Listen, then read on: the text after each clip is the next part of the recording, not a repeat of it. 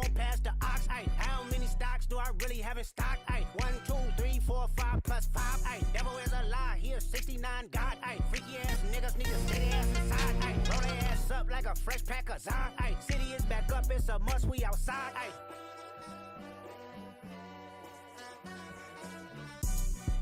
They not like us. They not like us. They not like us. They not like us. They not like us. They not like us. Once upon a time, all of us was in chains. Homie still double down, calling us some slaves. Atlanta was the mecca, building railroads and trains. Bear with me for a second, let me put y'all on game. The settlers was using town folk to make them richer. Fast forward 2024, you got the same agenda. You run to Atlanta when you need a check balance. Let me break it down for you, this the real nigga challenge. You caught Future when you didn't see the club. Hey, what? Lil baby help you get your lingo up. What? 21 get your false street cred. Thug make you feel like you a slime in your head. Hey, what? Quavo said you can be from Northside. What? 2 Chainz say you good, but he lied. You run to Atlanta when you need a few dollars. No, you not a colleague, you a fucking colonizer. The family matter and the truth of the matter. Here was God's plan to show y'all the liar. He a fan, he a fan, he a fan. He a fan, he a fan, he a freaky ass nigga, he a 69 God. Freaky ass nigga, he a 69 God. Hey, hey, hey, hey, run for your life. Hey, hey, hey, hey, run for your life. Freaky ass nigga, he a 69 God. Freaky ass nigga, he a 69 God. Hey, hey, hey, hey, run for your life. Hey, hey, hey, hey, run for your life. Let me hear you say OV ho. OV ho. Say OV ho. OV ho. Then step this way, step that way. Then step this way, step that way. Are you my friend? Are we locked in? Then step this way, step that way. Then step this way, step that way.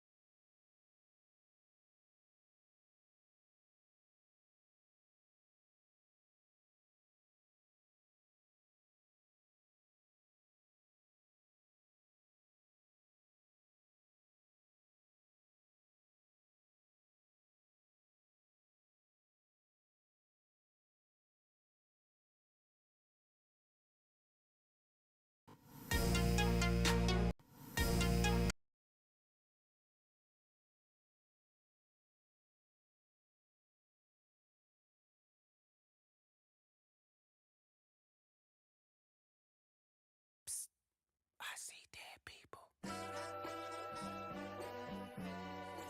Nothing on that beat, nope. Aye, monster on the beat, ho, Debo, any rap nigga, he a free throw, man down, call like Amber Lambs, tell him breathe, bro, nail a nigga to the cross, he walk around like Tizo. What's up with these jabroni ass niggas trying to see Compton? The industry can hate me, fuck them all and they mama. How many options you really got? I mean, it's too many options. I'm finna pass on this body, I'm John Stockton. Beat your ass and hide the Bible if God watching. Sometimes you gotta pop out and show niggas. Certified boogeyman, I'm the one that up to score with him. Walk him down whole time, I know he got some hoe in him. Pole on him, extort shit, bully the flow on him. Say Drake. Welcome back to Urban Anime Podcast. Another week, another pod, and we are here with a wonderful set of co-hosts here sitting with us. As always, you know, it's your big dog Ruff, the biggest. And co-hosts, who are you guys? It's your boy. Oh, it's your boy Law teaching these boys how to squabble. What he say? He'll be here in a minute. All right. It's your boy Trash Boat, Scum Lord of the Discord. It's your boy Yozora, King of the Night Sky. I like that. I like that. All right. So with that out the way, we might as well start with this is Shaq. This is Shannon Sharp. Oh yeah, about that. Yeah, there's a. Hold on, if I can find the. Yeah, Is it possible to pull up the link? I'm doing it now. Yeah, It's hilarious. Y'all gotta hear it. It's hilarious. And it's about the podcast because it is about his podcast. Yeah. And basically, the only reason why I think he made that is only because of the fact that everybody's secrets getting exposed since Cat Williams done stepped on stage with his prophetic wisdom. No, the thing with that, it's more sports than actual podcast related. It's because Shannon made a comment and it wasn't wrong. Shaq classifies himself as the greatest big man to ever play basketball. But in the same conversation, he'll be like, I really wasn't that good overall. And Shannon was like, well, if you would have worked out better and didn't let yourself go in the midst of your career, you would have been undoubtedly in the top 5. Because Shaq is considered, depending on who you talk to, Shaq is classified as a top 10 player. You can't argue because of the fact he can break what's it called? He can break goal posts. No. Shaq was a dog. Shaq was a dog. Like regardless, Shaq was a dog. Breaking the rim, that's easy work. But Shaq was a dog when he played. And the whole from the free throw line. Yeah, Shaq was listen. Free throw is only a part of it. Shaq overall was a dog when it came to overall play. And Shaq's whole thing is, he pulled up that Shannon was ranked 51 amongst 100 players in NFL history. And Shaq's whole thing is, if you would have stayed atop of your game like you should have, undoubtedly you would have been a top 5 player. Because even right now, me personally, top 5 players of all time in NBA, Shaq is not in my top 5. He's in top 10, but he's not in my top 5. Damn. I was about to say he definitely not in my top 5 either. Smoking on top 5s. Top 5 in this order: Kobe, LeBron, Tim Duncan, Jordan, and Wilt Chamberlain. Nah, people sleep on Wilt Chamberlain. I'm gonna say that one. Yeah, people sleep on Wilt. So, Joe, why did Joe list my list? But I just switched Tim Duncan and Michael Jordan. Mike, yeah, I'm not a huge Mike fan, but I give him his credit where it's due. But the only reason why I got to give his credit where credit due. I don't know him like that, but he actually like that from what I've heard. So about the diss. Oh yeah, please do this. It's nothing really. The first half is like a monologue, and it's just this. It's mostly him just being mad about a comment he made, and Shannon just backed it. In reality, the better athlete was Shannon. The better athlete overall was Shannon. And no cap, I see Shannon as the better athlete because I seen some of his things that he talked about. No cap, he was talking a real good game, and half the shit he was talking about, he was right because of what he was predicting about some of the football plays. He called it right on the head. Yeah, Shannon got one of them, but I know he was right about the Kansas City Chief and the what's the name playing. He was right about that one. And the thing is with Shannon, the biggest differences between Shannon and Shaq, Shannon changed the game for a tight end. A center was already dominant. Nobody. This is pure football talk. Like, this is what I know for a fact. Shannon changed the game from the tight end standpoint. Nobody had a catching tight end. You had a tight end who would catch, but Shannon revolutionized the whole catching tight end, getting 700 yards a season. In reality, if Shannon was playing today's game, he would be undoubtedly one of the best tight ends of all time. I could agree. What's your opinions of the diss? Oh, no cap, that shit was ass, but it was funny as hell. The fact that he was over here talking about Shannon Sharp. I just find it hilarious the fact that he's just coming out. It's like everybody's beefing today. My opinion on this, bro, I ain't gonna lie, it was ass, but it was funny. And it's a whole thing that everybody keeps saying the same thing. He don't protect black women. I'm like, bruh, it's not that deep. It's not that deep. It's honestly not. because it's the point of Shannon. People come on his own platform to vent. Who am I to tell you that your story is not real? Say that again, Joel. Say that again. It's like, okay, you're not protecting black women. Listen, this black man is venting his experience. Who am I telling him? Well, you're wrong. You're wrong. I don't know. He don't know those people. His thing is to ask questions and let these people vent. Case in point, Gary Owens. They're talking about he ain't protect black women because of who? Amanda Seals? Exactly. The whole time in Gary Owens' entire interview, not one time did he bash his ex-wife. Only thing he said was he missed talking to his kids. And when Shannon asked him, "Do you think your ex-wife had a hand in your relationship with your kids today?" Gary Owens, not only did he protect his ex-wife, he said, "I would hope not." Where are we even at, bro? It's part of the this where Shaq was saying he don't protect black women, basically. Oh. And I was using Gary Owens as an example because everybody has this thing that Shannon, when you go on Shannon podcast, he doesn't protect black women. Yeah, and that's Monique was on there. Like what? Yeah, but people don't like the interview he had with Amanda Seals, and that's Amanda Seals' fault, really. Bruh, she evil. Yes, very. Wow. Why don't people? You know what? It's okay. It's okay. They gonna find out. It's like people don't understand toxicity until it actually hits them in their damn face. But speaking of disses, Kendrick has been named the Rap Beef winner by Rolling Stones. Yes, sir. And Drake is being turned on by the internet. Bro, yep. Drake fans are in a frenzy, bro. Like, you talking about get on TikTok. I've seen one dude, his whole thread is defending Drake. He's saying, "Oh, Kendrick lied about this," but then when somebody's like, "Listen, there's proof behind all this," it's not really proof. It's just people saying it. You got somebody dropping the picture. Here's the proof. Dude's like, "That's not real." Then you got the person who dropped the picture like, "Hey, bro, this is real." You got Drake fans in a frenzy. Then you got Drake talking about something about to be lit. Nah, it's about to be lit in the courtroom, buddy. Oh, yeah. Now that I heard about it, I think he done sold all of his shit. He moved out of USA now. But I heard about it. I heard about that, but apparently he's buying a house. He has like a whole bunch of land he bought in Texas.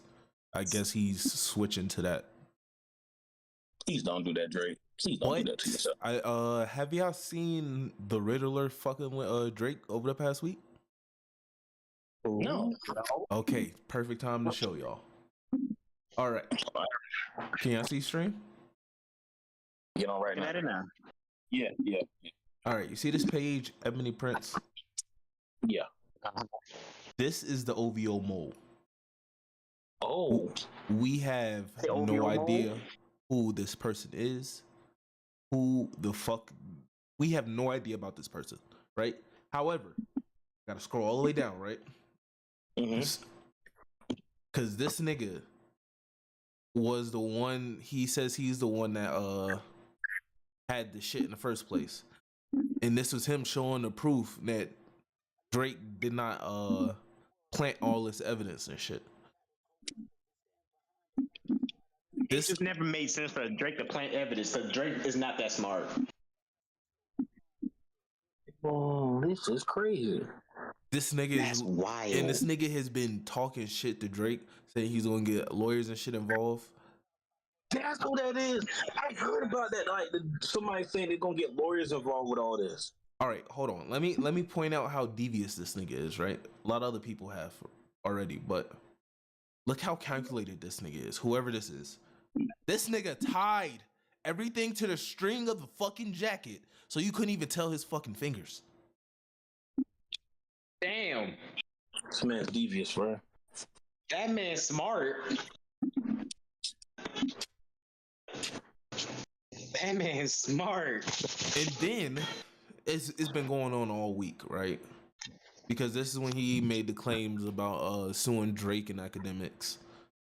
And then he's dropping a whole bunch of shit. Academics need to be in the courtroom too. Fat. Oh yeah, he's being charged too. Apparently, yeah, it's him, Drake, and Kendrick are trying to get that beast mediated or something like that. And they then said somebody got to talk. go ahead, Shamar. Go ahead. Oh no, okay. I was say they got to the 13th to come clean about this shit, or else they're gonna exhaust every legal way possible. Something like that. My apologies. And then they also went down the train of like exposing Drake for a whole bunch of other shit too.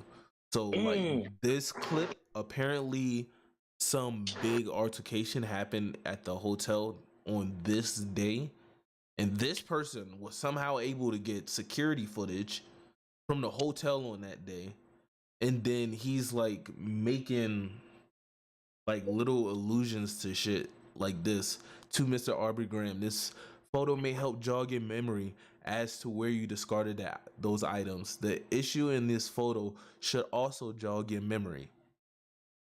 Jimmy Brooks would not have been proud of you that night.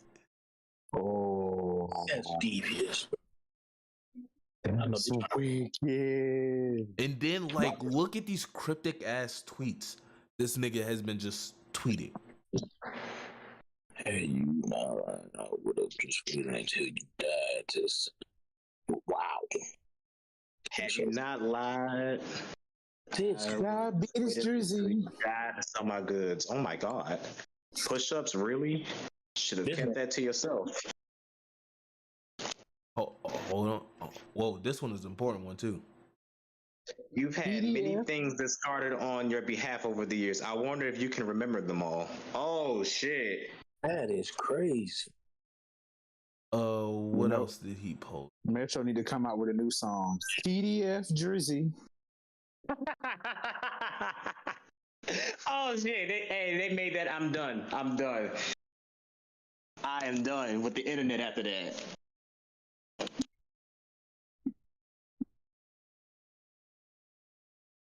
Nah, this nigga's evil.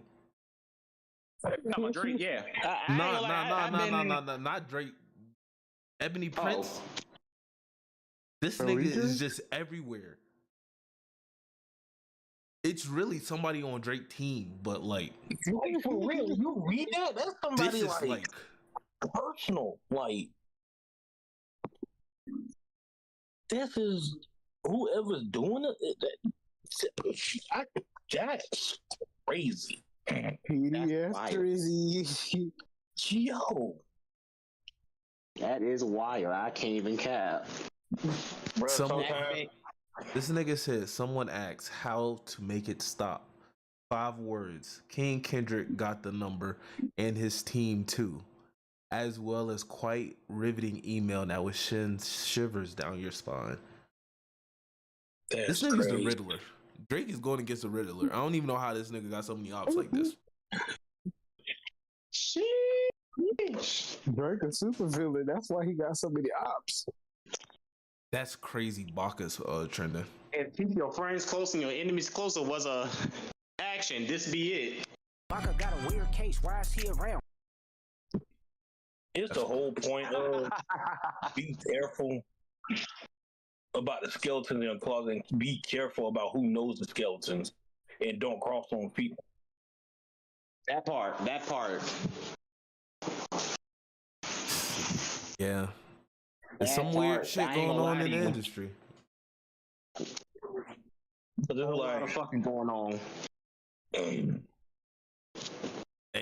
Trying to tell you, I messed up one time with getting into it with somebody that knew some of my darkest secrets. Let's just say didn't go too well.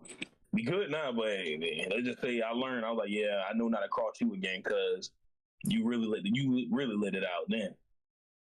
You gotta be mindful what information you gotta let out to that world, man. Some people it's just better left kept to yourself sometimes. I made the mistake of getting into it with a manipulator. Oh man. Drake, are you talking about the A? Yup. And the D. So from no Diddy. Wow. And Joel, you somewhat kind of know about it, but not really, not too in depth about it. We'll get into that later. I probably don't know about that after the pod. So, do y'all agree with Rolling Stone's assessment of the rap beef? Yes. Yes. The fact that he even made the songs, that he took the copyright thing off his songs so that everybody else can use it for memes and shit. Oh yeah. He won off of that alone, bro. He went off of that He alone. won Like, off of that alone. bro, you got Drake, and then the thing is the fact that you know he won when you have Drake fans listening to the song, trying their best to find ways to be like, oh, he didn't say that. That didn't happen. He's lying about something. I'm like, yeah, he won. He won. And you He know won. what's funny? That people What? even have to admit that Kendrick's kid is really his kid. Like Right. that Dave Free shit was a lie for the beef. But now niggas is now being like, oh, everybody's lying. Rap shouldn't count. Yeah, they try to say that Kendrick's bars weren't his because he stole it from Twitter. I'm like, how does that even make any sense when this shit came out fresh as hell? Them tweets, nah, I ain't gonna hold you. Them tweets are old. Old as fuck. The tweets Do are these old, but niggas how would really Kendrick think even know about that? he's searching these people, finding them on fucking the Drake bar? Let me find one from 10 years ago. Nigga, what? Twitter's not gonna be the place you go to find a fucking bar. Right, that don't make sense. The tweet's old and all, I understand, but nah, that they can't correlate. It wouldn't make sense. It literally doesn't make any sense. So my last question for this Drake beef. Let's say, hypothetically, you are Drake. As of right now, what is your next move?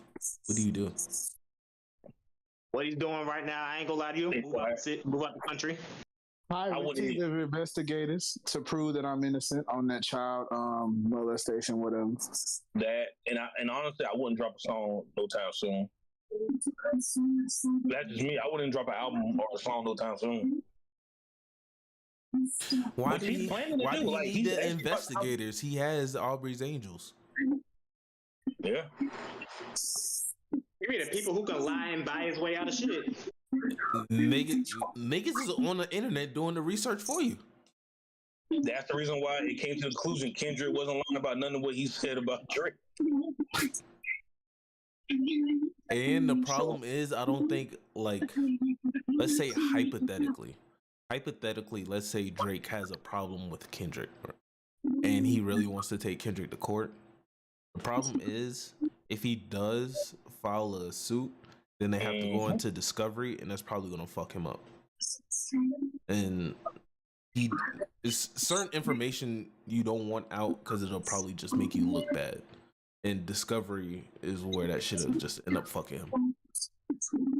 Oh yeah, on top of the fact that if it's true, the label wants Kendrick to apologize. If that's actually true information, then that's not good either. That's not good at all. Like, He don't owe none of them an apology. you're right. First of all, that means your label you lost. Your label wants an apology. You lost. First of all, you lost. You lost label and you're guilty. And you're guilty about something. So, like, the best thing you can do is sit back, just use the BBL Drizzy on something, use it. Try to trademark it or something. Do something to help yourself out. Only thing easy solution, right? Hear me out. Mhm. Drake takes the BBL Drizzy beat, remixes that bitch, and put it out on YouTube or something. Don't monetize it. Just do it for free. That way, Metro can't claim it. And no one else can prove it. And then after he makes the diss, then he can overshadow the shit that Metro did. Because Metro caused every nigga with a computer to start dissing Drake. Yeah. Shit, I was tempted to make a Drake diss. Dang. Ain't gonna lie to you, I feel like I want to hop in the studio for the one time, see if I can cook up something. That nigga Metro said 10K plus another beat. Yeah, go ahead. What's Funny Send about that all my of way. this though? You want to The speak about all of this? I'd be laughing, bro. I wouldn't even put out this track. I'd be laughing. I'm like, dang, bro. I wonder how they got all this information. I'll be laughing. What's up, Siobhan? Hey, yeah, but y'all wanna know what's funny about this though? What's up? Drake told this man to shut the fuck up and go make some drums, and this nigga literally went and did that. Yep, pretty much.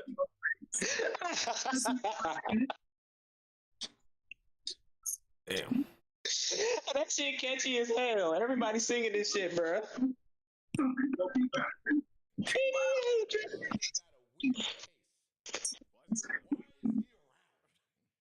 Damn. All right, what's the next one? My bad. MeTV is making a new channel with nothing but classic cartoons. Yeah. That's amazing. On That is TikTok. amazing. Yeah, it's some of the shows, classic Scooby Doo, a bunch of the old ones, and it's actually pretty cool. As a matter of fact, if I'm correct, I actually have the actual video. Let me see. Oh yeah. While we on this topic, the cast for the live action Hercules has dropped too. Say word. Word. The live Say action word, cast. yes, sir. I'm gonna get my And- gospel bitches in IRL.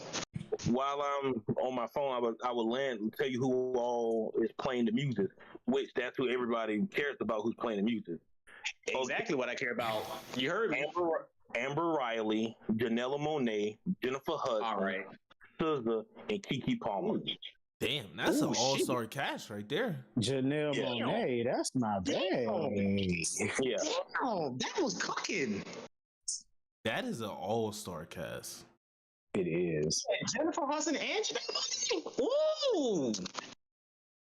Ooh, that's spicy right there. I'm trying to tell you, I was like, when I saw it, I was like, okay, I'm like, we cooking with this one. We cooking with this one. Hey man, that's some good gumbo right there, bro. Damn. That's something right there. Damn, I'm kind of hype about that. But wait, you said For real, for Hercules. real. You said Hercules, right? Hercules live action. Hercules. Who is the main male lead? You said a whole bunch man, of you got- female names. That because most no, people that's for the care music. about music. Nobody really. I gotta make sure that music was on point, bro. Zero to Hero is gas. Yeah, most people cared about who was playing them because they like you just can't get no randoms to play them, you know. Yeah, So that's the one that mostly stuck out. but it's the main character for the series. I feel like people should care more about that than. Meg is being, I ain't gonna lie to you, bro. Zero to Hero was all what we lived for as a kid. if I'm not mistaken, the girl to be playing Meg played in Victorious as Jade. That's my memory. Oh. As I look for these videos, I think that's who playing Meg, and Hercules is being played by I can't think of it. Well, I'll look for the video. I'll let you know because I thought I Okay. saved it, but I didn't. But yeah, no, that's Damn, that's kind of cool. yeah. I was happy. I was like, yes. I'm like, okay. Here for it. I'm here for it. Apparently, people are finding out that Scooby Doo is not a real dog. Yes, that's They didn't watch Mystery Incorporated. The mystery, He's an alien. because if I'm not mistaken, Marcus it was got a explained in weird that show case. by the little dog, by that girl dog. Marcus got that a weird niggas, case. like that was made from the Anunnaki. yeah. He's an alien. He's He's got a a weird case. Why is he around? Why is he around? The hell was that? What the hell is that? What did you hear? I thought I heard somebody talking to them outside. Never mind. Don't worry about it. But yeah, That's Sonic. it's funny that a lot of people don't notice. What, Joe? That's it's crazy that a lot of people don't know this information.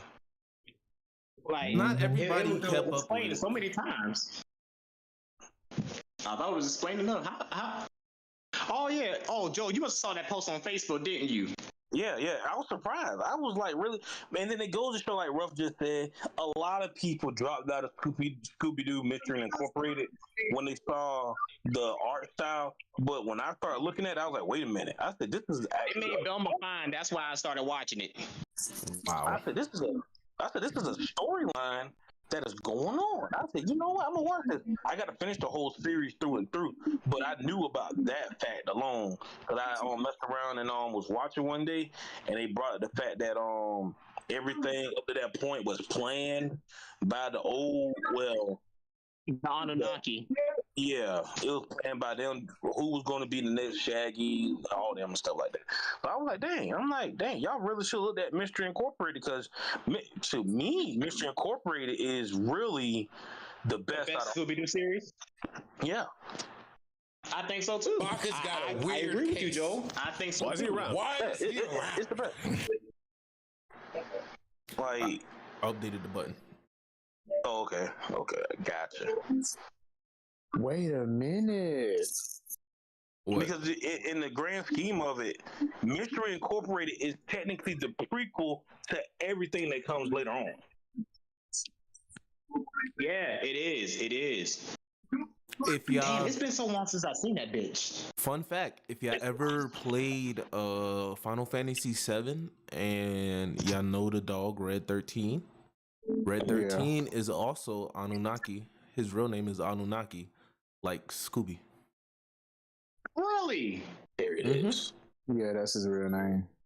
Oh, that's funny as hell. That's cool. Because it's based off it's like the old mythology about the Anunnaki and like them coming to Creating the people world. and the dog form.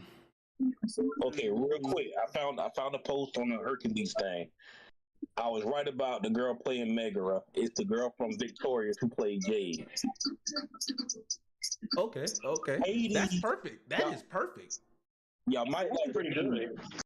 Hades is gonna be played by Tom and Hiddleston. He was Loki, basically Loki. Why him? I don't know. But he's playing. I can see it. The jaw. It's the jawline.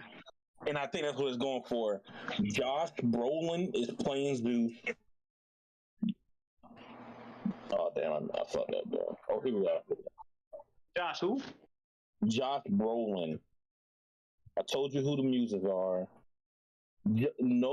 Jonah Hill and Jay Birkland will be playing Pain and Panic. The Jonah Hill part, I don't really care too much about. I ain't gonna lie.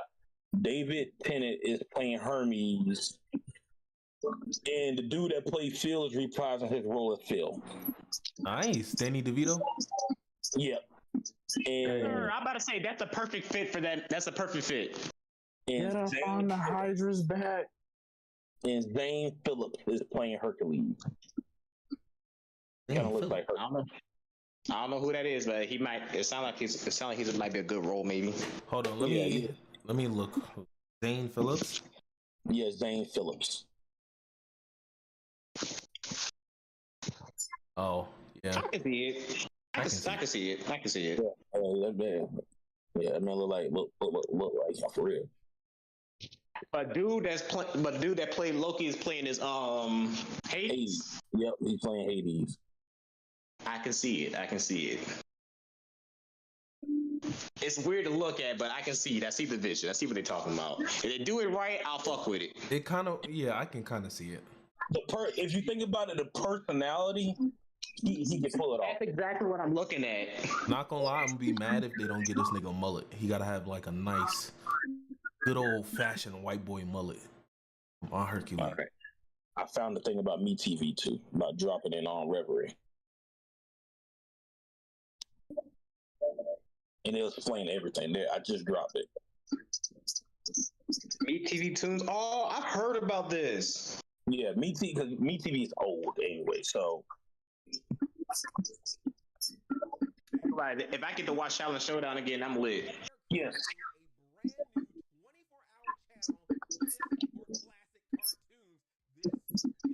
That would be and it's gonna be on Twitch. I mean, TikTok.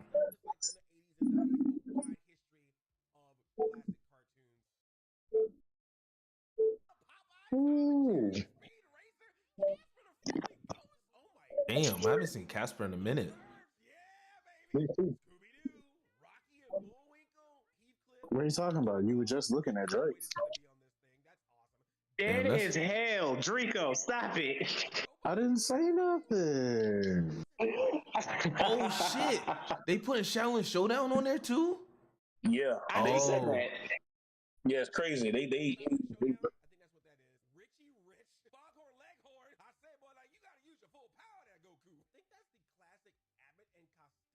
Damn, that's kind of cool. yeah. I was like, whoa. I said, you got people really about to like they going out the woodwork. I'm not have people really not leave their house. Because I was thinking, Me TV is owned by is a Warner Brothers company. If I'm not mistaken, I want to be correct on that. It might. Hold on, I'll look it up real quick. Because most of those are cartoon. What was the old one called? Boomerang. Yeah. Because I about to say all those things used to be on Boomerang. I love me some good Boomerang now. Well, let me slide in some more news. Blue Lock season 2 is coming October. Yep. Yeah. I've never seen that anime, but Watch it. Shamar, please go watch Blue Lock. I promise you, afterwards you're gonna be hype about fucking soccer. Yep. Might think I already love playing FIFA, but watching that kind of brought a new. I don't care. That's the thing. I'm not really much of a soccer person. I don't really too much care for soccer. But didn't you apparently watching that, didn't you like Haikyuu? I haven't even seen that one. What's wrong with you? Bro, I told you, sports anime don't fit me too well. I said the same thing. Then I watched Haikyuu, and for the first time in my life, I cried watching the anime character win. Actually, no, correction, lose in the fucking volleyball tournament. Nigga, I don't give a fuck about volleyball. Even in high school, I didn't watch fucking volleyball. But I was learning. I was sitting there at the time. I was married back then, and I was watching it with my wife. And she knew about volleyball because she was an ex-volleyball player. I'm sitting there asking her, "Hey, what can they do to get out this situation? Like, is there like any different skills or something you can use?" Yeah, that shit is good, bro. Interesting. Say less. I'll give it a watch. I'll give them a watch. Haikyuu, then And even if you don't like Haikyuu, Blue Lock is still completely different enough from a regular like sports anime, because most sports anime is like team based. Everybody wants to be like work together as a team type shit. Nah, that ain't Blue Lock. I'm gonna be honest, like the only one I think I can remember watching was Kuroko no Basket. That one I can understand you not liking. I wasn't the biggest fan of Kuroko. Yeah, it was so boring. It was so boring. Everybody would just pop up new week, a new person with a new ability. This nigga can shoot blindfolded with his arms behind his back from across the court. Like, who is this nigga? Like, bro, how these people come out the gate like that, bro? Like, where are y'all training arcs? Who made you like that? Right. Then niggas just started copying other niggas' abilities and shit. In basketball, like, what the fuck? Let me see LeBron get a Sharingan and start fucking shooting like Curry. Exactly. I'm like, bro, can people really do that in basketball? Let me fucking find out. I promise you, I'll go major in the league real quick. But yeah, sports animes aren't really my cup of tea. I try to watch them, but it's so hard to get into. And the last one, oh yeah, another one I remember watching called Prince of Tennis. Ugh. That one was actually pretty good, but I was a kid at the time, so I ain't co-signing that. it don't weigh up to right now. It happened. It happened. You feel me? Toonami was on at the time. There wasn't really much to watch. You was waiting for Dragon Ball Z to catch on. So you got to sit through all the other shit for it to come on, and there was no other good channels on at the time. You feel me? That's how I started watching Big O. Big O. Yo, Oh, you don't know about Big O? Big O, bro.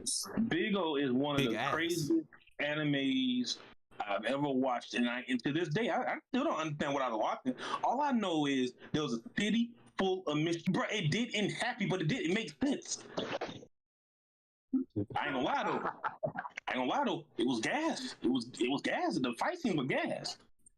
Big old action, like bro. I was like, okay. Trash. Sound like I can fuck with it. Sound like it's been a minute since I watched it. I watched it from here and there. No, I haven't. Bruh, the name is trash, but the actual anime is actually really good. If you like a good mystery anime, it's one of the best. Because there's an aspect to the city that, okay, the whole premise is they know for a fact things took place before their set of memories, but only a set of few people remember, and the people that don't remember call them crazy. And then the people that actually do remember, they're trying to make sure that the masses don't remember what happened, because once everybody remembers what happened, that's when Armageddon is going to start taking place. And you have the main character who's a detective who's trying to figure out the truth of everything, because he finds out regardless Armageddon is going to happen. But technically Armageddon isn't what you think it is. It's more so just somebody trying to destroy everything. But it's actually pretty good. It was going on along with Inuyasha and everything. So, and I was actually up for Inuyasha. So, yeah. Hell yeah. That sounds interesting. It's really good, bro. The thing is, I got to figure out what's it on, because I can't find it. All right, so enough with pop culture. It's time for us to get into our nerd shit. Just simple questions. Who would be the weaker character out of these names I'll list? Gojo if he didn't have the infinite, Naruto without Kurama, Goku without Saiyan, or Luffy without or Luffy without his devil fruit. The correct answer is Gojo. Yeah, I'm gonna have to say Gojo. Yeah. No. No moves outside of infinity. I say more so the series. If you put in the series, what I'm going with Goku. I'm be all I'm going with Goku. Why Goku? Because in the series, him being a Saiyan is kind of one of the most important things within it. You know why him being Saiyan biology doesn't, him not having Saiyan biology won't take away from his strength? Why not? You ready? Jiren exists. Who? Jiren exists. Oh, hilarious. I don't mean shit. Like I said, Goku. Nah. Think about it. Jiren is an alien that's just strong as hell for no fucking reason. And he got hands. That's it. But if you take away from the fact that he's not an alien, he's just a regular human being.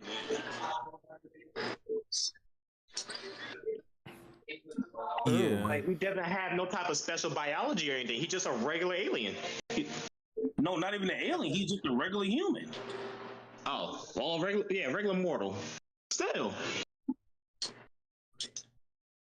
It don't take away much from Goku. He still got great hands. And no cap, I think he could still display half. I'm gonna say half. I ain't gonna say he can display the full thing. I'm gonna say he can display half of the shit he can do what he did in Dragon Ball up to now. He can at least accomplish half of that by the hands alone. Luffy still has Haki along with other things that he can use. And he can still throw his hands, as y'all seen the Wano prison arc. Naruto without Kurama, he was still doing things. So in base, he was dancing on Delta. Well, you gotta understand something. Kurama, this how the seal is built, right? Kurama's chakra is supposed to leak into Naruto's. Whether or not he used Kurama wouldn't have mattered. He was still getting a boost from it. I'm just keeping it fair. Like, Naruto's my GOAT, but I mean, come on. Minato said that's how the 8 trigram seal works. So, Hey, I just gotta say, side note, I just had to get like really quiet because some Mormons came up to my door. You know, once they get to your door, they're leaving. No, Mormons. You know, they come knock on your door, ask you about, do you love your father, Jesus Christ? Oh, you mean the Jehovah's Witness? Yeah, but Mormons are slightly different. Yeah. I think Mormons did that too. Yep. I just found that out. All right, something new added to the information book. Well, The thing, go ahead, Joe. the thing is with Naruto, I get what you're saying. That was in the beginning, but at this current point, Naruto still poses a threat, even without Kurama. So within his series, he still poses a threat. So, nah. Like I said, beginning, if this was still regular Naruto, you would have had me with that point. But nah. And then they make the point to saying that Naruto was weaker with Kurama. Yeah, well, not weaker. He said it was holding. It was taking up a lot of his chakra too. So he said now he's able to do more without Kurama's chakra. I swear in Naruto, they just made it seem like once you lose an ability, you're actually stronger without it. Kakashi, he lost his Sharingan and he was like, oh, it was actually holding me back from being what I was before in the past. I could have been better. He developed purple lightning, which is stronger. Which makes no sense if the only reason he was able to master the fucking Chidori was because he had the fucking Sharingan. I feel you, bro. When I get the actual book, because it's in one of the light novels. When I get the book, I'll do my best to explain how they go about it. Because they said it's explained in, I think it's either the Itachi one or the Sakura and Sasuke one. It's one of those two. It's explained in when he did it. Or nope, the Shikamaru one. You got a light novel book too? Everybody yeah, has Shikamaru. one. Itachi, Shikamaru, Sakura, Sasuke, even Naruto's on is the whole seventh Hokage one that we got in Boruto. And but yeah, all those get explained in the books, novels. So which chapter you want to start off? You start with My Hero. We are zooming through this shit. We good on time. 49 minutes. That's perfect. Mm-hmm. Usually I try to shoot for like the hour mark, but no. Wait, what about the pick 3 shows extremely hard thing? I was going to shift that towards Oh, my bad. So My Hero chapter 422. Yeah. Thoughts? That I haven't read it, so I don't know what happened. that chapter. If Good you chapter. play You Say Run, this week that's the chapter for me, bro. You got Deku, which is at the start of the series, Deku, who's just moving. You got everybody just making a way for this man. And at the same time, everybody keeps saying the thing, like everybody just in it. And All For One / Shigaraki, whoever he is at this point, he's like, okay, I'm starting to realize something. All these people technically are not even moving on under their own accord. It's Izuku Midoriya who's moving everybody. If I can take him down, then I'm good. But everybody's making it damn near impossible. This man Zuko is just a tear came down my eyes, y'all. Like the tear was going. I was like, yo. Then I messed around listening to you, Ruff, because I started playing You Stay Run towards the end. But I played it through the whole chapter, and let me tell you, I was like, yo, I was like, go Deku, just do it. I was like, this is crazy. Not gonna lie, that was probably one of the best experiences I've had in a long time reading manga, because like after you said You Say Run fits with it, I was like, I already said I wanted to go back to listen to the You Say Run COVID edition version, the longer one. Bro, that COVID edition is just gas. So I was like, okay, this is what I'm gonna do. Right before I was about to go take a shower, I was like, right before I go take a shower, I'm gonna play You Say Run, and then I'm gonna go through and I'm gonna read all the chapters while You Say Run is playing. the long version. I started playing it and it was so perfect. It was getting quiet at the right times, like when All Might would like give his little speech or whatever. It would get quiet at the right times. The music would kick up. It was so fucking perfect. Now I see why people listen to music while they reading manga. I never understood it, but now I do. This like you and Tef was saying, like My Hero have been putting out some okay chapters lately, but this chapter, yeah, bruh, the do your best. You know, it brought me back to the Mirio and on the Mirio situation when when he was fighting Overhaul and everybody was just like do your best. But the fact that everybody was just saying do your best, I was like, yo. I said, come on, Deku, you gotta. I ended up saying do your best. I ended up saying do your best. Like, it was just that. Like, it was so much. Huh? It's because the build up to everything, and it's like the author was like, you know what? I know people have been talking about like, bro, when I'm going this chapter right here, and it's called in the chapter. You get the title of this one. Izuku Midoriya Rise, and I'm like, and not gonna lie, I feel like this has to be the final panel, has to be a callback to JJK. There's no way that this is not a callback to JJK. Yes, because this looks like the Black Flash. That who's that? That's Woody. Woody. What's up, Woody? My bad. Mother's Day. We on My Hero. We talking about how Deku look like he hitting a Black Flash. Bruh, I know y'all boys didn't say that, and I thought that same shit. I was looking at it. I was like, this looks like Gege. So Black Flash that doing no damage. Damn. Woody, this one the purpose, like the purpose of like the thing is the problem. I get what you're saying, but the thing is, you got to understand what the punch represents. It's the point. Yeah. All for One knows, technically speaking, Deku can get his powers back off that punch alone. That's the problem alone. Like he can actually at this point, next chapter, we're going to enter the psyche again, and this is my headcanon. I will want this to happen, but if it doesn't happen, cool. I want Izuku to pull up, right? Huh? Sergeant Strike to be still there, right? Yeah, she's still there. Thank you. That's what I want to. Technically speaking, she's somebody still got there. to help him. Somebody. No, really and truly. The quirk, or are you talking about her in general?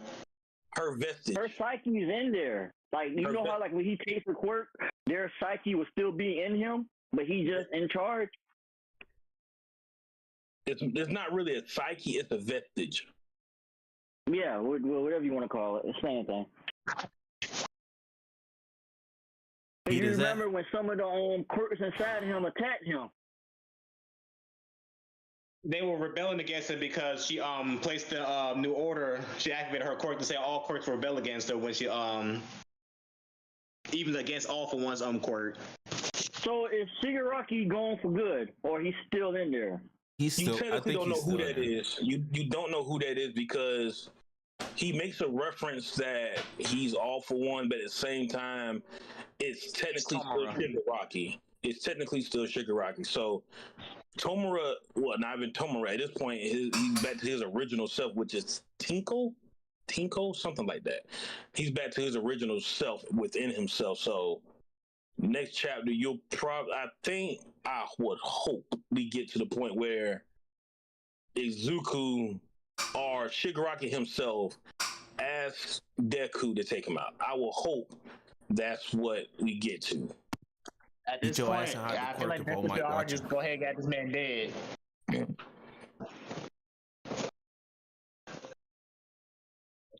But this chapter, man, it was a good chapter. It was a good chapter.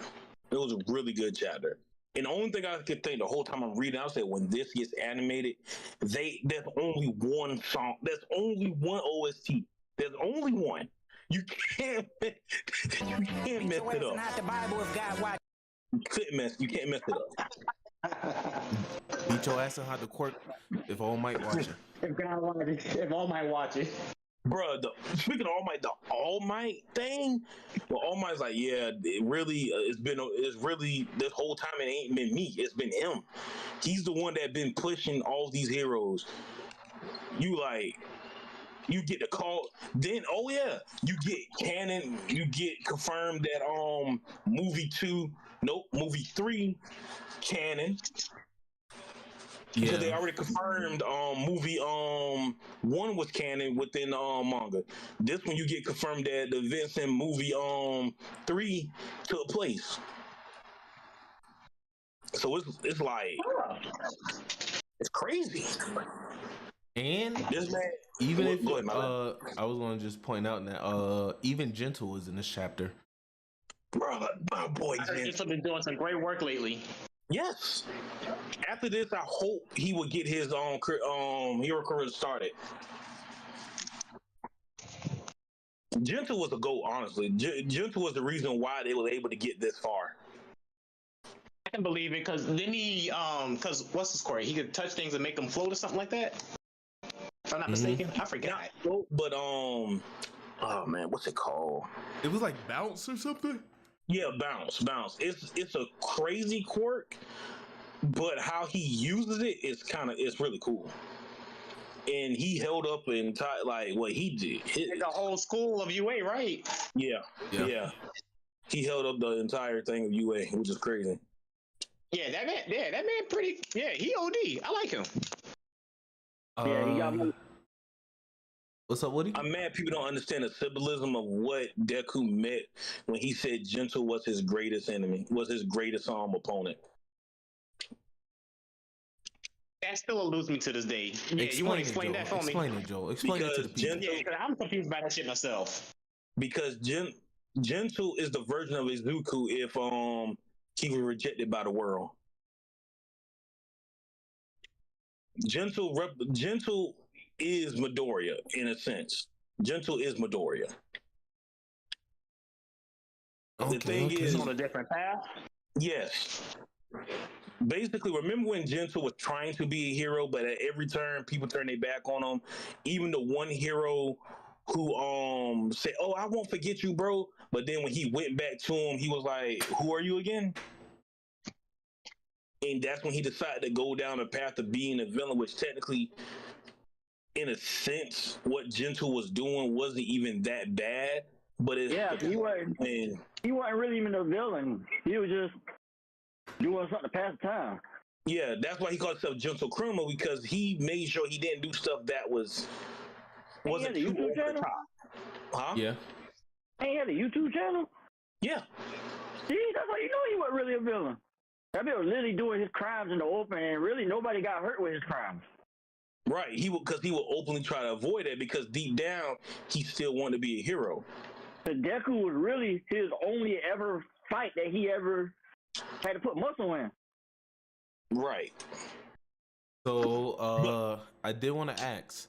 So do you guys still have the same stance about like Deku? Like after this, do you want Deku to have his powers or no? Yeah. Yes, he gonna have this to. chapter alone. Yes, Deku has to. After this chapter alone, he has to. I agree with I you. feel like he gonna have it. So you know, y'all know something I just learned. Y'all know May 17th, 27th is the last chapter. I ain't gonna lie to you, bro. Man, lost. Well, no, he got his arms back, but never mind. Bro, I feel like he's still gonna be a hero, bro. He got to be. They better give me something. All Might ain't dead either. They better give me something. Hey, yo, wouldn't chill. Any final They better thoughts? repay me in that. All I'm saying, my final thought is, they better give me something. Deku better get his power back at the end, and All Might's alive. That's all that matters. Cause we swore up and down he was done. We kept saying every week we got a chapter. We kept saying All Might done. After this one, he's done. Who is we? Y'all got some stuff going on. I would have hoped All Might would have, perished, but I like the turnout of it. Yeah, I like the turnout they made it because work. even without a quirk, I'm gonna be honest with you, he still put up a great fight against All For One. Even when he lost the suit. Great fight. Even Great when he fight. lost the suit. Even when Yeah. he lost the suit, and he was still fighting on his Timberland boots, he still gave a good performance, even though it wasn't shit. It's the point of you buying. It's like the fight. Because this season we're gonna have like 10 or 11 episodes straight of them flat out just buying time. Because remember, beginning of the second war, it's more of them trying to buy time because they know for a fact All For One is literally on his last leg. He's laughing, but everybody knows that's a fact. He's on his last leg. So it's like we're gonna get like 10. Hope these anime onlys are ready because, like me and Tef already said, the Bakugo thing. Oh man, people That shit gonna be lit. people gonna be crying with Bakugo. People gonna be crying with Bakugo. I tell you that right now.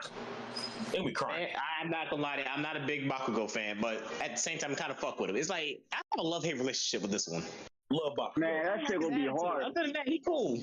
Bruh, when you see that scene, when him standing on top of the building looking like he got All For One too, you gonna change your mind. Yep. Say less. Yup. Bro, when he awake, like he's gonna literally have a quirk awakening during this fight. Right. Because what's his name inside of him, right? Because didn't he die?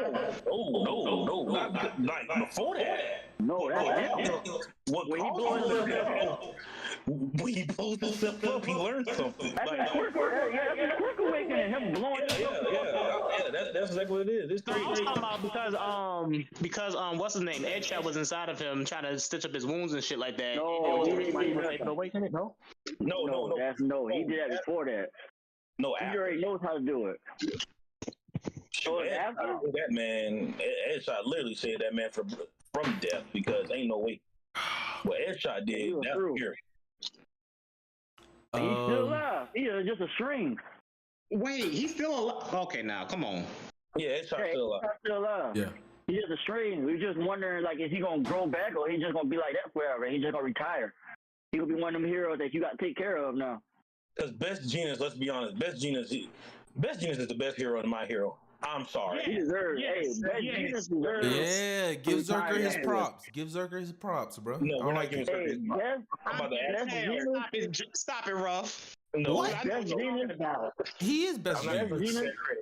Listen, he deserved to retire after this. That man faked his death, and if it wasn't for him faking his death, bro, a lot of shit wouldn't happen. Nah, bump that.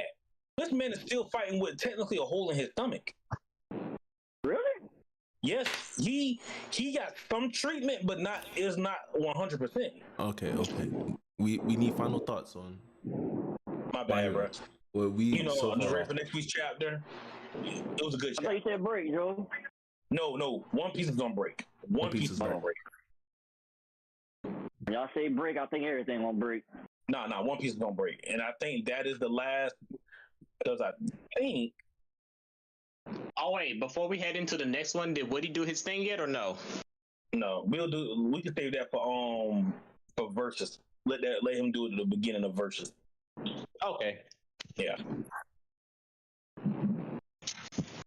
Continue.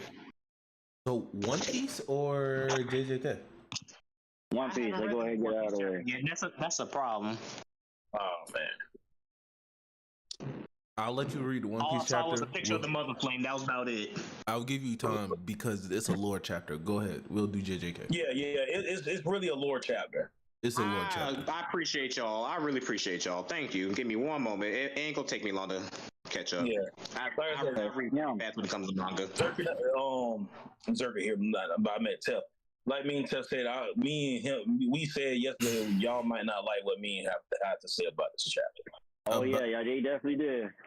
Okay, Y'all but might- let's JJK. Okay, cool. You have some criticisms of My Hero. I got one for JJK this week. Woody, was you there when I said it? Yeah, I was there. You called it. Tell me I ain't right. Go ahead, Ruff. Joel, what you say? I said the minute I said that I had a problem with One Piece. I said Ruff is gonna say if you have a problem with One Piece, I got a No, problem no, with no, no, no, no, no, no, no. I didn't say it like that. Right? Now, my particular reason is separate. Because every week I bring up one problem with JJK, and I'll try to stay consistent with this. All right. My But problem no, with it's- Oh, wait, I feel like JJK. JJK getting. No, I got you. I got my problem with JJK. My problem with JJK is fucking binding vows. Yeah, binding vow. Bruh. Is That's at the this best point thing. you can pretty much do a binding vow on pretty much anything, and you can in this chapter you learn you basically can use a binding vow to pretty much eclipse anything. Bro, you remember Sukuna said to Jogo, he was like, I ain't gonna do nothing petty, like short telling you my technique, because you know when you do that, they make your technique stronger. So that's all he did. All he did wasn't telling him about the binding vow. He did not tell him that's what he did. Which is crazy, which is funny in a way.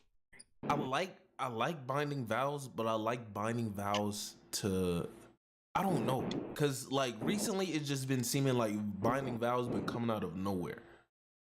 Bro, you got to use them, bro, in a situation like that, especially Sukuna. You know, Sukuna getting jumped.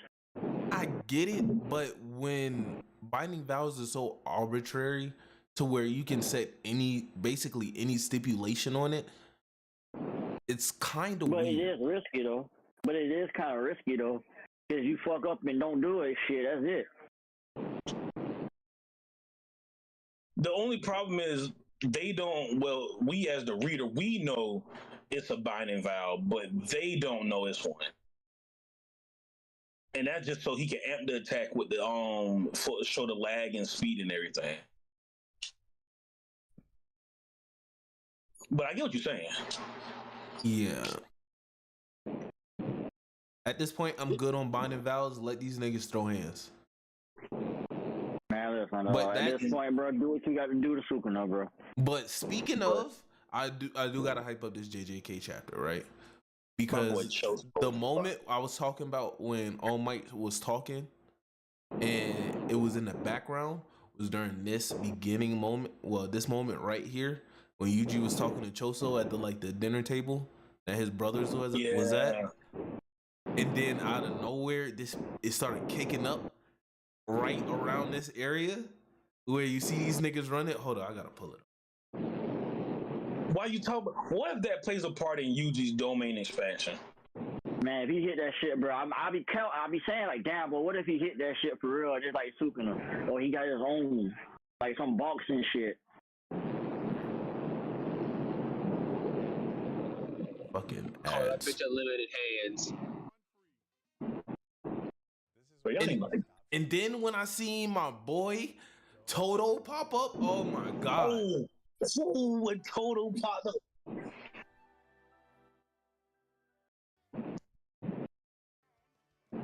This was it right here. Yep. I was just reading this part, hearing them talk to each other. I was like, no.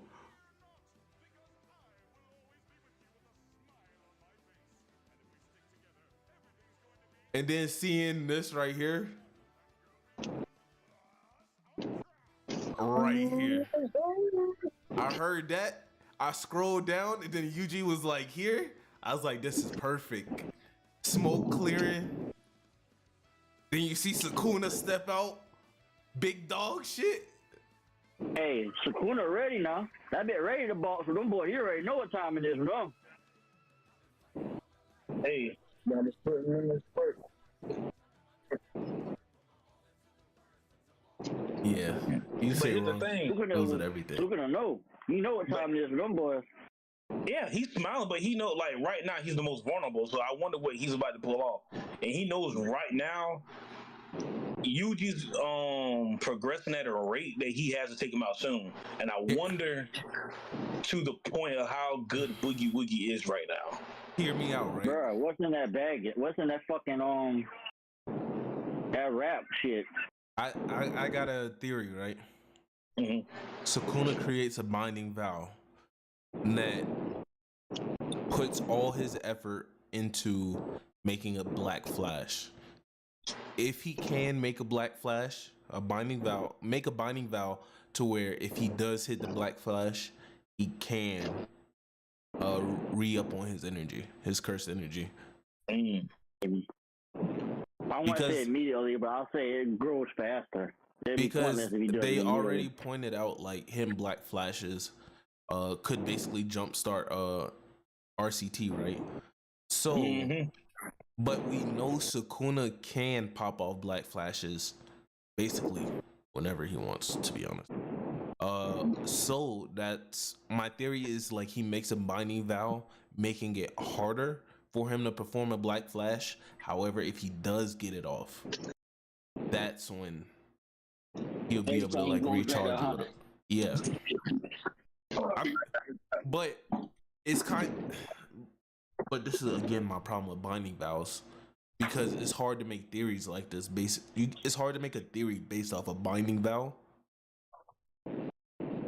when the terms for the give and take are weird. Because Sukuna's made all these binding vows, but I haven't like the restrictions on Sukuna are like I don't see the downsides of Sukuna ever not making a binding vow. Because to the point, you pretty much can use it for anything. Like, yeah. The funniest one, you told them that they couldn't move out, go there. Like if y'all seen Hunter x Hunter, right? I have not. I have. And okay, so Zerka has, but one of the things about Nin that like, and we all know how Nin is really good at understanding. But even in Nin, it's not a binding vow, but you can make a contract with yourself, with your own Nin, to like do a trade-off. And those trade-offs seem a little bit more fair than these in JJK. Example. The last surviving member, Kurapika, literally made a contract stating he cannot use specific chains unless they're on spiders. But the trade-off is, if he ever fights a member of the spiders, everything he has is just immediately just amped. Just amp it to high heaven. And then he also made another contract with himself that whenever he activates his specialization, King's Eyes or something, whenever his eyes go red, Scarlet, whenever he activates the Scarlet Eyes, Emperor's Time, every minute he uses, he takes off like a third of his lifespan or some shit like that. It's a certain time frame for it. It's a percentage which also number. Gives him another amp, which is why when people watch him body Ubogin, it's one-sided.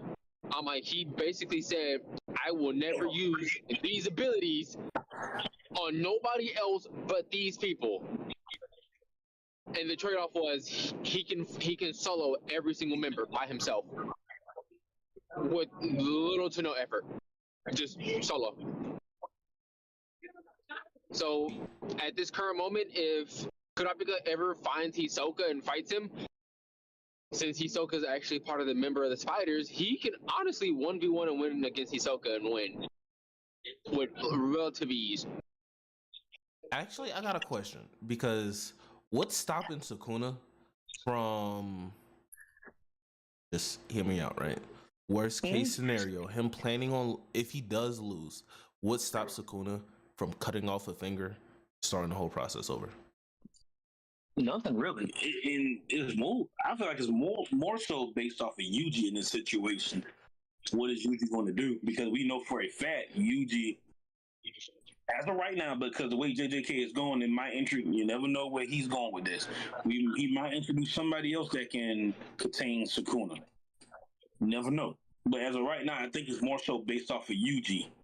And personally, I don't think Gojo was going to kill Yuji anyway. It's most of them elders that want Yuji gone. Yeah, because like I didn't think about it until just now, because like I don't think there's anything actually stopping Sukuna from just chopping off a finger. He's Even starting if to he soul back up. loses like a little bit of his power, he could still play the long game again.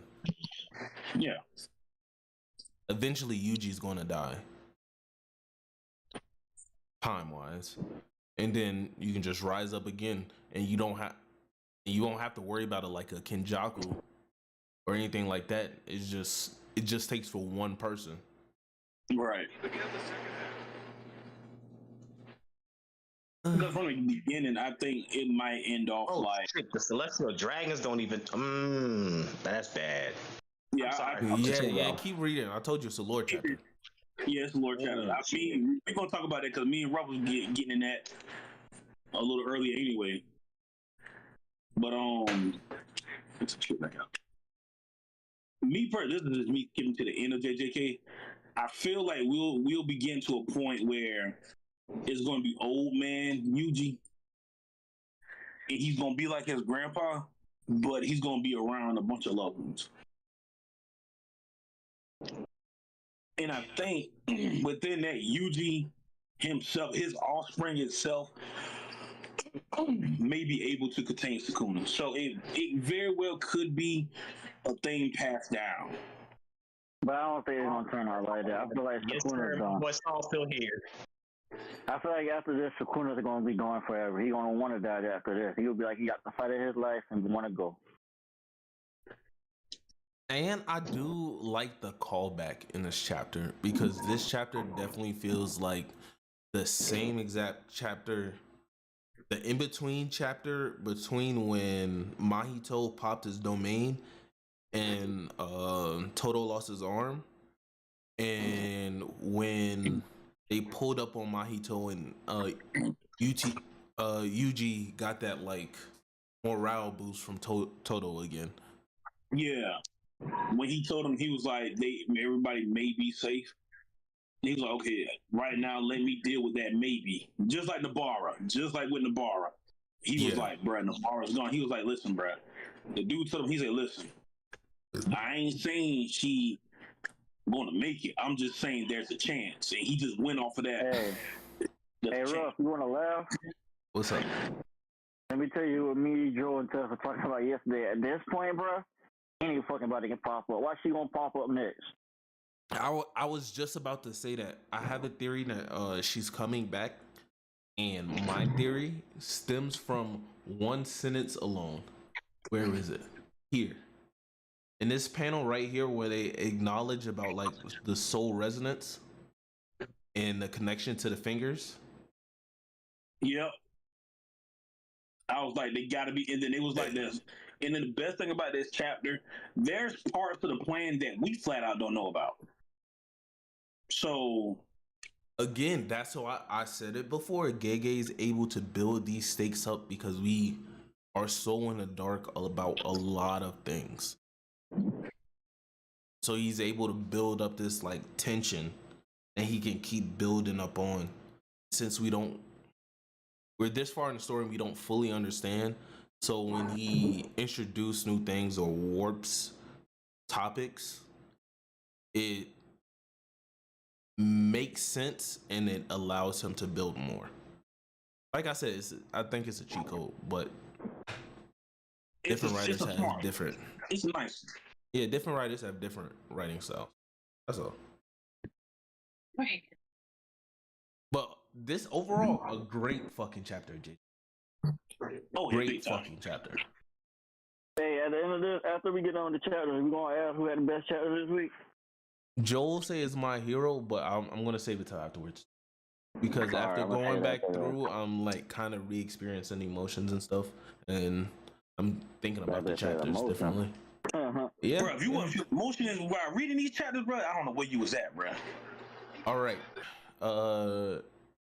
Shamar, are you done with the chapter? I'm almost done actually. I'm almost done. I'm at the end of the thing now. Y'all can go ahead and start. I'm ready. One Piece. I'm reading the last little bit now. Chapter 1114. Joel, talk to me first. Give me your gripes with this chapter. Let's hear the gripes first. The gripes. Only thing is like what Me and Tuff said. The only biggest gripe I have, I hate that he's doing. I understand it's the world building. Trust me, I get that. But the biggest gripe with me, we don't have to see everybody's reaction right now. We don't have to see that right now. Give me meat and potatoes, bro. Just give me the information I need. That's your gripe? It was a pretty good chapter. It was a good chapter with Lord and everything. I didn't hate the chapter overall. That's the only biggest thing. I just don't like seeing everybody's reaction. Normally, before I agreed with you. Well, before I can see that statement when we was doing the countdown thing, right? My only counter to it is I'm enjoy this chapter. I like this chapter for what it is because I know next chapter we get this fucking flashback and I can't fucking wait.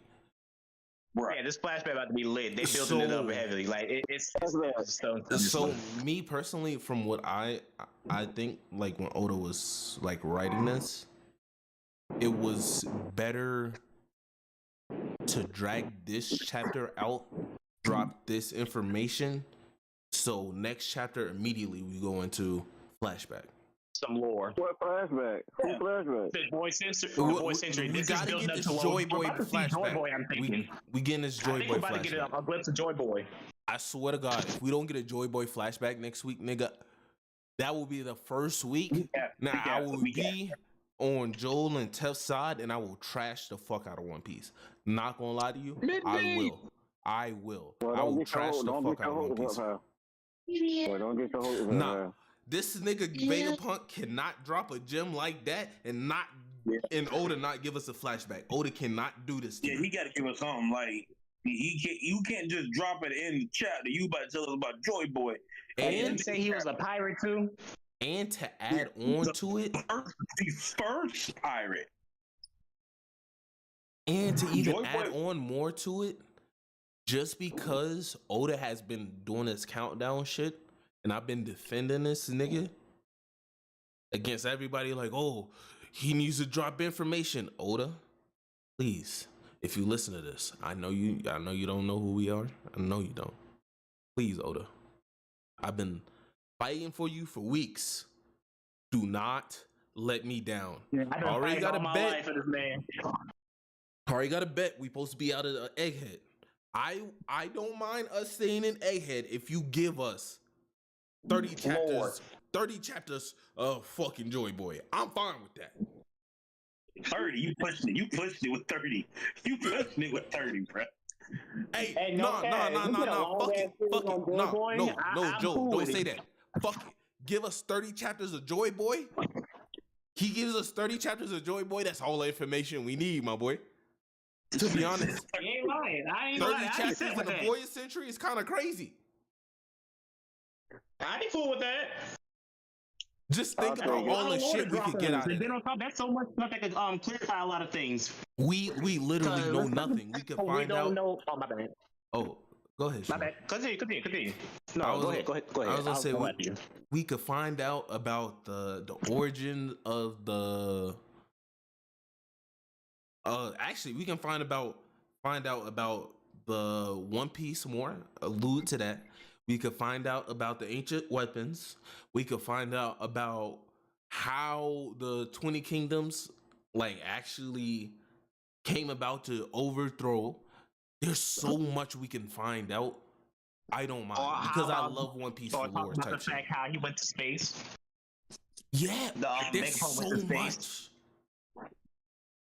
The fact that the Celestial Dragons didn't even know about the Void Century, there's a lot of shit we can drop on them.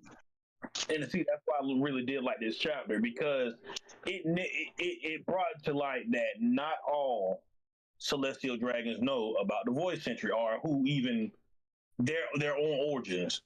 I feel like this generation don't care. They don't care about history. They just know they got power and they don't care how they got it. Okay. The thing is, I feel like they will have to care because this plays a part in how they got power. Right now they got to care about. I was saying back then they really had to care about that. They kind of did, Woody, in a sense. When you They did start off because they with a knew where lie, they're from, but now that they don't really know where they're from, it kind of plays a very important role now. because it basically washes away everything that your predecessors laid the foundation for. Even if we know for a fact it may have been genocide, it lays the foundation that, okay, what is this man talking about? This man should be gone now, but what is he talking about? You know? Yeah. And Joel, I kind of do want to point out too, because I think this, with him showing the reactions around the world, I feel like it's different this time because there's, I think, very particular reasons. So the first people we see are the Marines' reaction, which is important because we see Akainu's reaction, and he doesn't say anything, which is very. He does a big sigh, a deep sigh. Hear me out. He knew. Hear me out. I feel like he knows. This is gonna sound crazy when I say it, but hear me out. I think Akainu wants it to be out. Think about every interaction Akainu has had with the Celestial Dragons in the Gorosei. It's almost as if it's almost as if his feelings is the same as Garp's, but he understands because it's his duty, he has to do it. Yeah, I can 100% agree with that because Akainu, even though Akainu is I forgot what form of justice he is. He is aggressive. No, justice, I think. No, it's something else. It's like unrelenting justice or something along those lines. Justice, I guess. I don't know. But either or, he goes by. He takes the front. He takes the aggressive it side of doesn't it. make him. Some people take that the Marines as like they're all bad people. The admirals themselves aren't bad people, and the Marines aren't bad people. They're just under bad people. So Akainu, even though he did kill Ace, his goal is for the betterment of people. I found out what it was. When you look it up, it's called thorough justice, which is, as the title suggests, promotes the eradication of all evil and persecution of people violating the law, regardless of any innocent casualties that arise in the process. So basically, at any means necessary. Any means necessary. Yeah, Joel, that's a solid theory. Because one thing about me when I look at One Piece, I like to look at people's reaction to when they're talking to somebody in authority figures. And Akainu, he hates. It's almost like at Marineford, you can tell he thoroughly was doing his job to the best of his abilities, and you could tell he has a sense of pride about being a Marine in his position. We can't take that away from him. Even though we hated what he did, at the end of the day, he did his job. He did his job. But now, when you see him now, it's almost as if he regrets getting it, you know? Almost like, I didn't know this is what Sengoku was going through. And you look at Sengoku's character, how he's careful. He's happy. Careful. And it's like, now he's like, like that. Right. And it's like, now you're seeing, okay, wow, this is what he was going through. This is why he held on to the position as long as he did. Then you got characters like Garp that never wanted the admiral position. You can almost look at Aokiji as if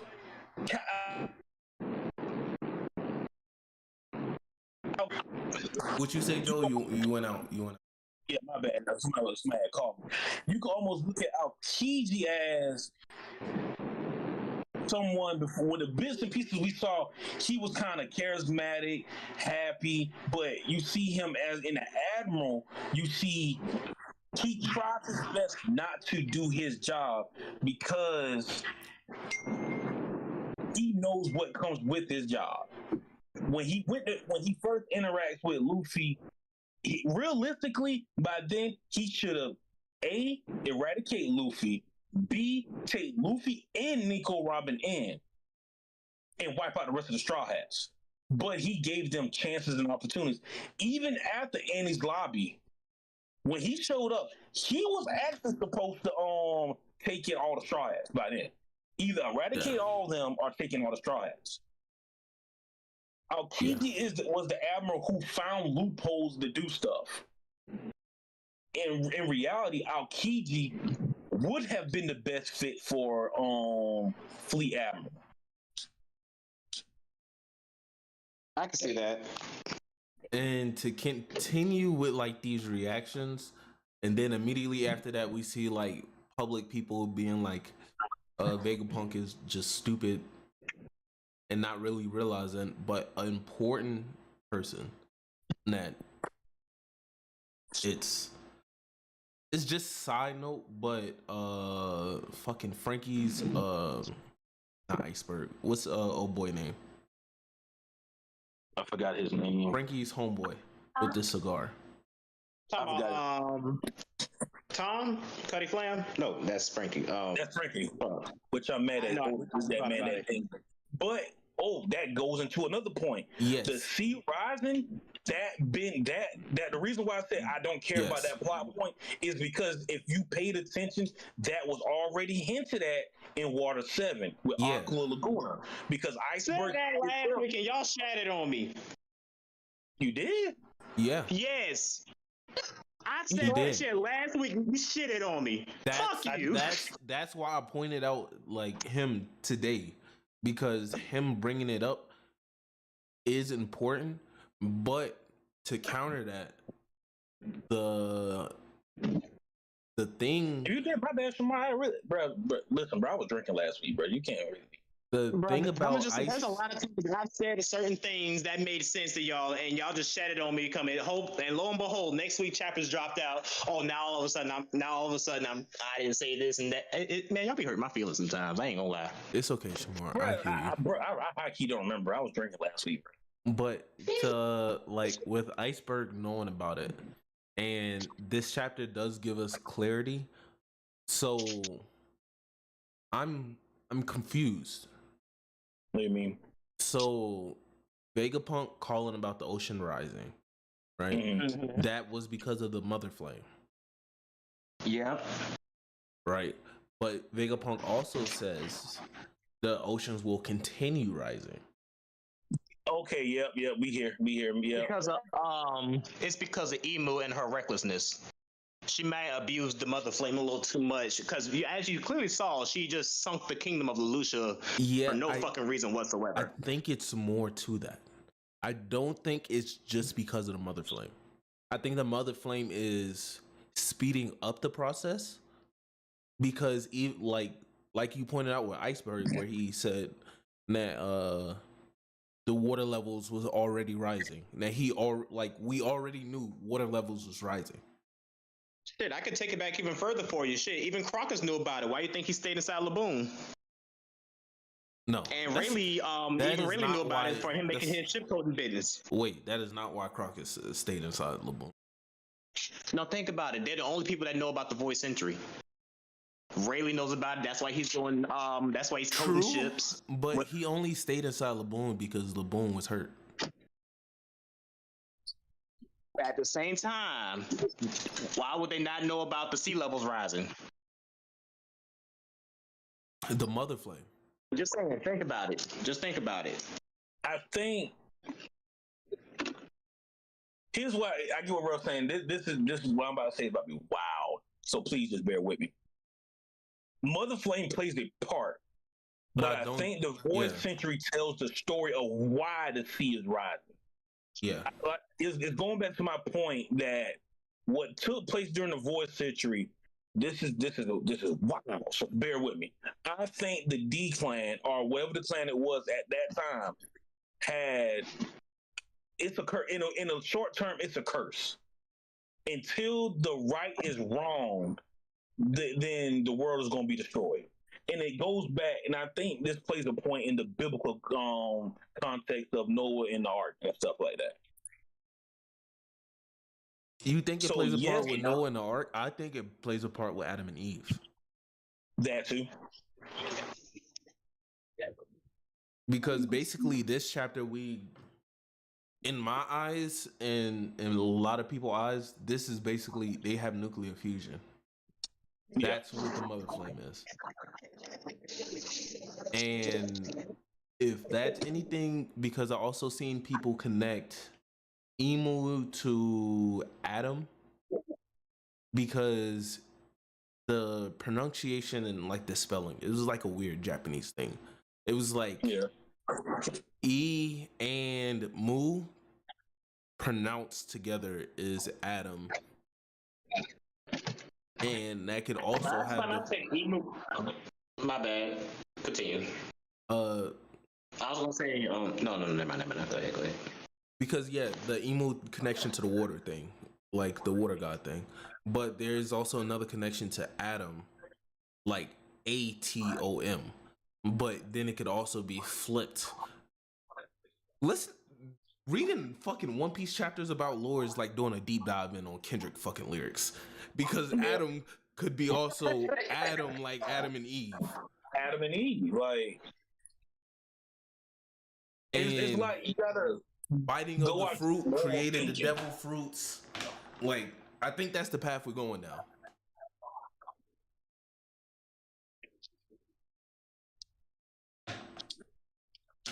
Yeah, because it's like we're gonna get it. Me personally, if we do get the devil fruit thing, I wouldn't be mad. But I think that's a later part in the story when we get the devil fruit part of it. And would it be weird if Emu has a devil fruit that's based on water abilities? No, not at all. I feel like that's probably the first devil fruit. I'm thinking that too, and I feel like that's the reason why the water levels are rising is because of Emu. But I don't know. I'm just spitballing here. And Shamar, to your point about the Celestial Dragons not knowing about the Void Century, I don't think the Celestial Dragons know. Yeah, I don't think the Void Century is public knowledge for everybody. I believe certain families within the Celestial Dragons know of the Void Century. Yeah, Yote family knows about it. Because I think the public opinion and like public knowledge is they only know that the 20 Kingdoms came together and they started it, but I don't think they even know about the Void Century. And the people that know about the Void Century know it. Most of the people that know about it as the Void Century don't know what happened in the Void Century. And then it's like maybe like 2 or 3 people that actually know what the fuck happened. You know the crazy thing I'm thinking about with everything with the Celestial Dragons? You know, we see the women's aspect of them just being picked out. Think about the women Celestial Dragons that just go around picking men and just throwing them out. Yeah. It's crazy when you think about the longevity of this whole thing. Like, and the best thing for you that can happen is you will hope and pray one day they look at you and they say, "I'm done with you," and they throw you back to the masses. Crazy to think about. Side note, I want to hear your theories. Who the fuck is the sitting with Saul? Hold on, go on real quick so I can see it real quick. I did look at that. I'm just glad. I was just so happy for the fact that Saul was back. Now that my boy ain't gone. Right here. So let me look real quick. That's Saul. No, there's somebody sitting by Saul with dots. Yeah. That just sat up. That's it. That's still him. The hat, the beard. That's all him.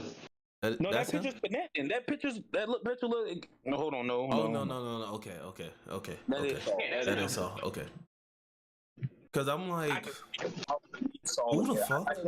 That's all.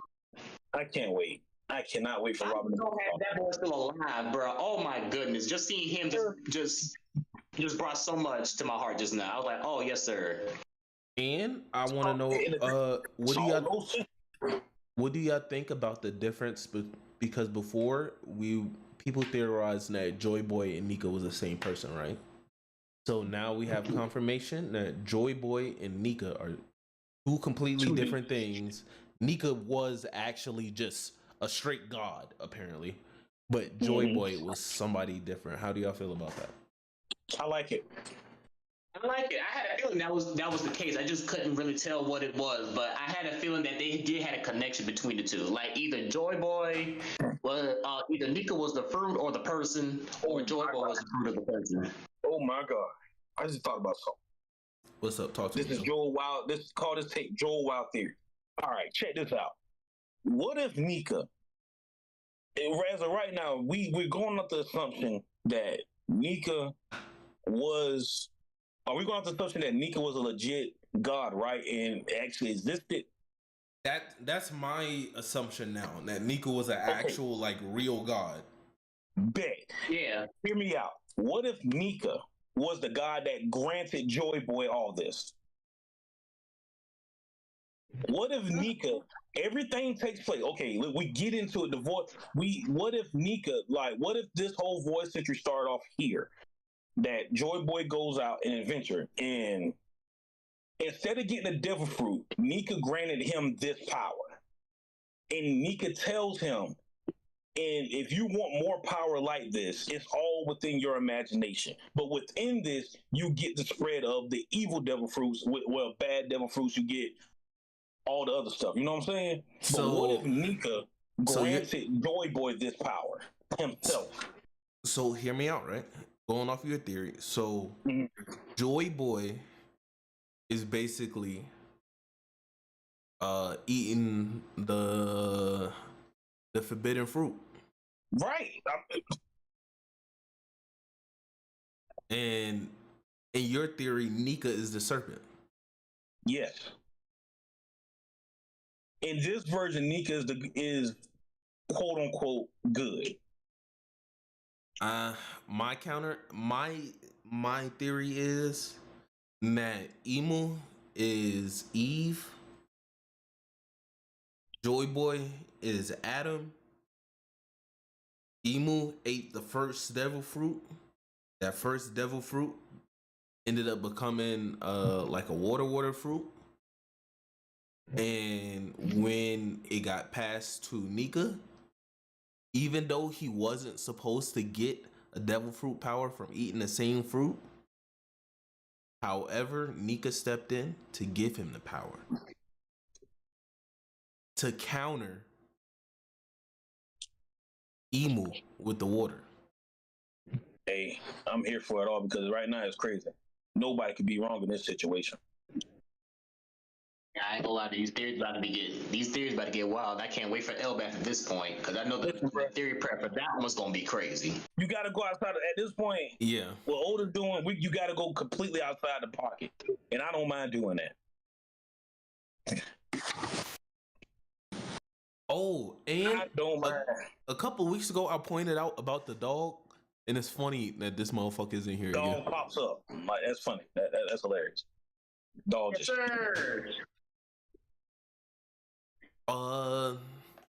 Final thoughts. Goa Kingdom's eventually gonna be punished. Or? Goa Kingdom. Well, Fuchsia Village. Well, no, Goa Kingdom as a whole. Why you say that? The reason why I say that is because of Luffy. Fair. Tomorrow, final I thoughts. think they need the whole kingdom just because of Luffy now. Because and then yeah, would have done that for so many other pirates. Hear me out.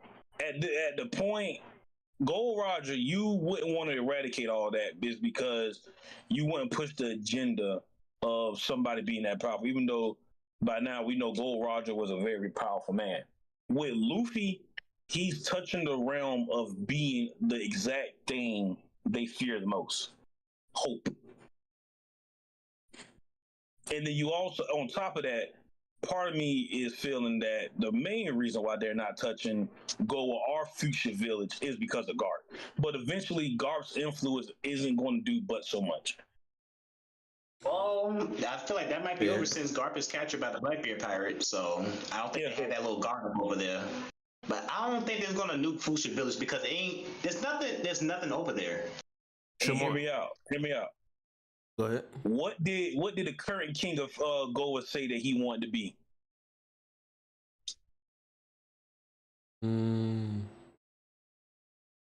Wait.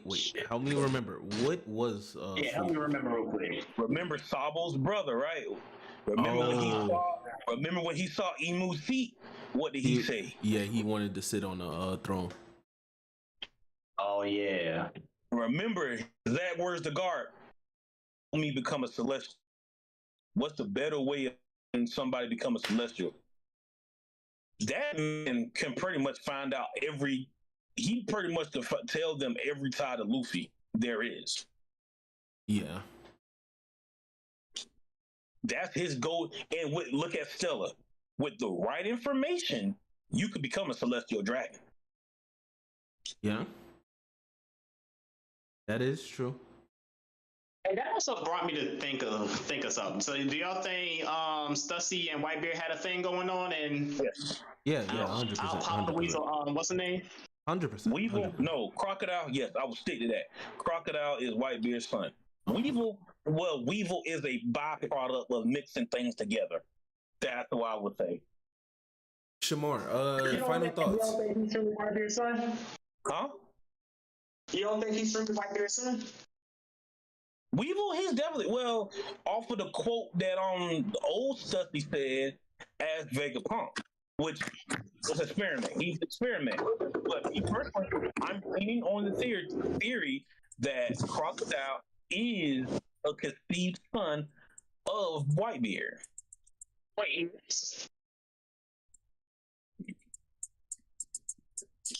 Shamar, let me hear your final thoughts for the chapter.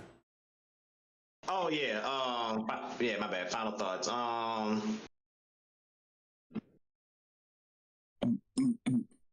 The scary crew stepping their game up.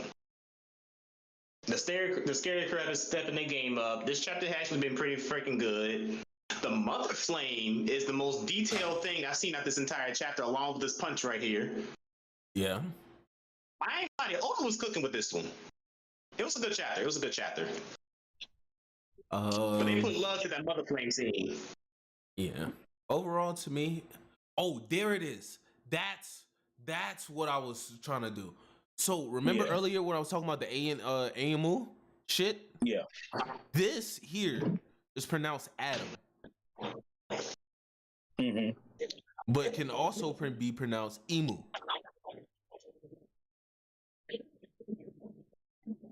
So there's multiple things that go with this little shit right here. But let me see what you're talking about. Right here, ANMU. Oh shit! I wasn't even paying attention. Oh, I'm missing the details. But my final thoughts on this chapter, it was a really, really good chapter to me. Yeah, but I do gotta give an update on my One Piece journey again, since I've been telling you I've been re-watching. I just pushed through Little Garden, and I will say that shit is ass.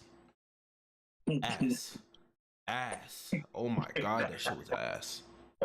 I can't believe I went through and rewatch. I'm rewatching it with One Piece, and it's oh my god, the fucking candle with Mr. 3 shit. Oh my god, I never want to go back and y'all can't say that Mr. 3 ain't crazy, bro. Come on, bro. He crazy, but that shit is ass, bro. Explain. Half of the arc, Luffy is trapped under the rock. And then he was trapped under. Oh yeah. Yeah, he was trapped because Dory put him under there because he wanted to still go fight Broggy. To settle their beef and stuff like that. Yeah, and during that time, fucking Mr. 3, Miss All Sunday, and somebody else, the black dude. Golden Weave. Don't forget Golden Weave. Mr. 5, yeah, with the bombs. The booger bombs. Yeah. Could have been so broken. It's just he was so underutilized. Oh god, I hate that. I was so mad I at think that him. nigga might be the worst of the fire type devil fruit user. Like, bro, you're immune to bombs. You are a walking bomb, and that's all you could do, just flick boogers. I was so upset. Ass. And now I'm in Drum Island now. Just met Koreha again for the first time. Drum Island is seemingly better than Little Garden. Again. Yes, it is. I ain't gonna lie to you. Only because of Chopper and the fact that Luffy was going hard for his friends. But yeah, with that, we can get on into verses. Oh wait, first. Woody gotta do his hate. Yeah, talk to me. Woody. And then after that, we gotta do that pick the extreme. We don't get quiet on the sniper. Woody been muted. Oh, Woody been muted. The man try to dodge, bro. Wait, I Joel, did say is he gonna be doing his thing while he was here on the call too? Dang, that's crazy. Joel, where's the picture of the oh? It's in Reverie. It should be in Reverie, right? Yeah, I got it. Cap. Well, Woody's not here, so we'll continue. Once we hear him talk, we'll pause. So 3 shows. Pick 3 shows out of Avatar: The Last Airbender, Danny Phantom, Teenage Mutant Ninja Turtles, Phineas and Ferb, SpongeBob, Spider-Man, the original OG, Teen Titans, Justice League Unlimited, Samurai Jack, Gravity Falls, Regular Show, and Batman the Animated Series. Regular show. Oh, like pick 3 shows to keep. Yep. Yeah. Ooh, this is hard. Okay, I got 2. I already got 2. Mm-hmm. I don't want to hear from you unless Give you me got Teen 3. Titans. Wait, I don't want to hear from you unless you got 3. I got 3. I got 3. Yeah, I got my 3. I said I got 2 already. Like No. when you set the list, I got 2 already. Joel, But give for the me a 3. culture, for the culture, we're keeping Teen Titans. That's culture. For the childhood memories, we keeping Samurai Jack because that man was on demonic timing. Mm. And for the goldenness of who he was, give me my bald-headed monk airbender. And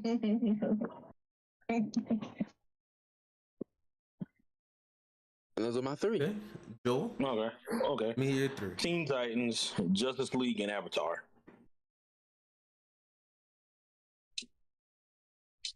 For me, Teen Titans, SpongeBob, and Avatar. SpongeBob, Hey, I ain't gonna lie. I like SpongeBob for the memes. SpongeBob. We would not be able to have good meme jokes if it was for SpongeBob. I give you that. Cat. Bugs Bunny exists. And yeah, but SpongeBob. Bugs Bunny is funnier than SpongeBob. What did you talk about? I got my 3. But, I got my 3. Let a real nigga give it that's to why I say, yeah, let Ruff go ahead and do his thing first before I say anything. Danny Phantom. There you go. I fuck with it. Teen Titans. Of course. And SpongeBob SquarePants. Okay. That was my second go-to. That was my second guess if I didn't have the I gotta give up Avatar, Turtles, Phineas and Ferb. I can live without the Spider-Man and Batman because I have their comics. I can be perfectly fine without those. It was easy for Samurai Jack because it was goated, but it didn't give us the ended until years later. So right, and then on top of that, the man ends up still losing. So it's not even. Yeah. So I'm like, yeah. I was so mad at that ending. Like, dang, you could let that man be happy for once. Bro, what do you mean he's a villain? No, what? What are you talking about? Bro, you think Haku is gonna let his op rest? No, nigga. It's smoke forever, pussy. What are you talking about? No, he killed Aku. No. Yes, he did. Yes. I was being sarcastic when I said that. So what are you talking about? Anyway, versus battles. You said he still Thank you, loses bro. in the end. That doesn't make sense if he kills Haku. Because he lost the love of his life. What are you talking about? We're talking about this Why man's do you happiness, think and here you go. Why do you think I said, you think I'm gonna let you have peace? No, nigga, it's smoke forever, pussy. Baka's got a weird case. He had nothing to do with that in the end.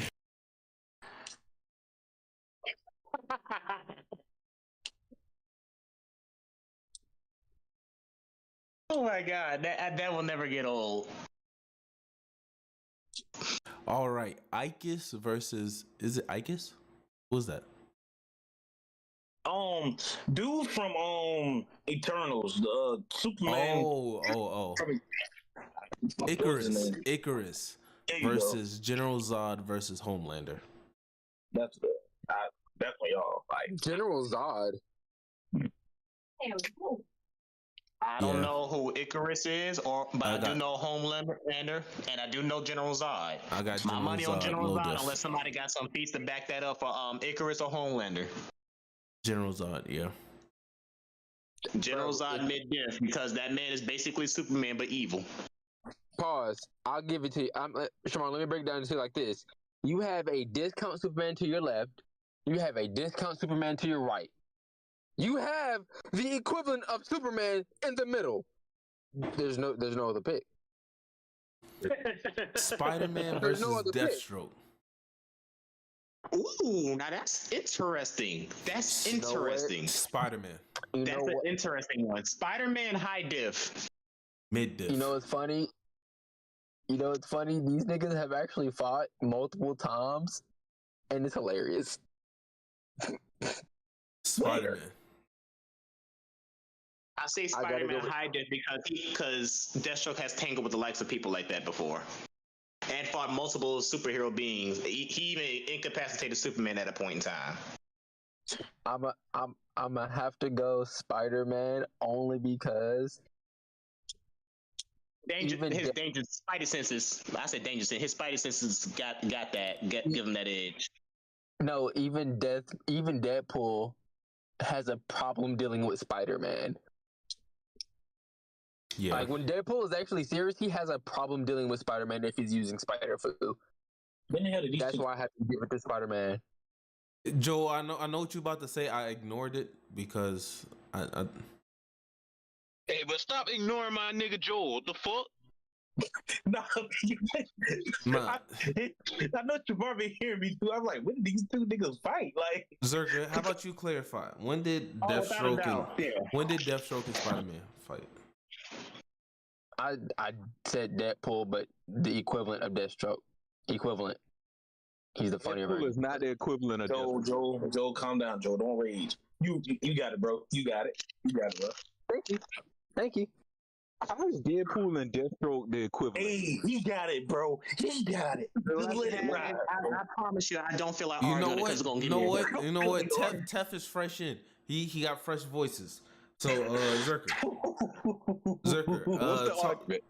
talk to us. How they equivalent? It don't even matter. Y'all don't. What's the argument? All right, so we're talking about a death battle between Spider-Man versus Deathstroke. I say Spider-Man high diff. Everybody else agrees with Spider-Man, but now Zerka talking about Deadpool's the equivalent of Deathstroke somehow, and I'm like, you know what? Okay. I think Deathstroke is taking Spider-Man.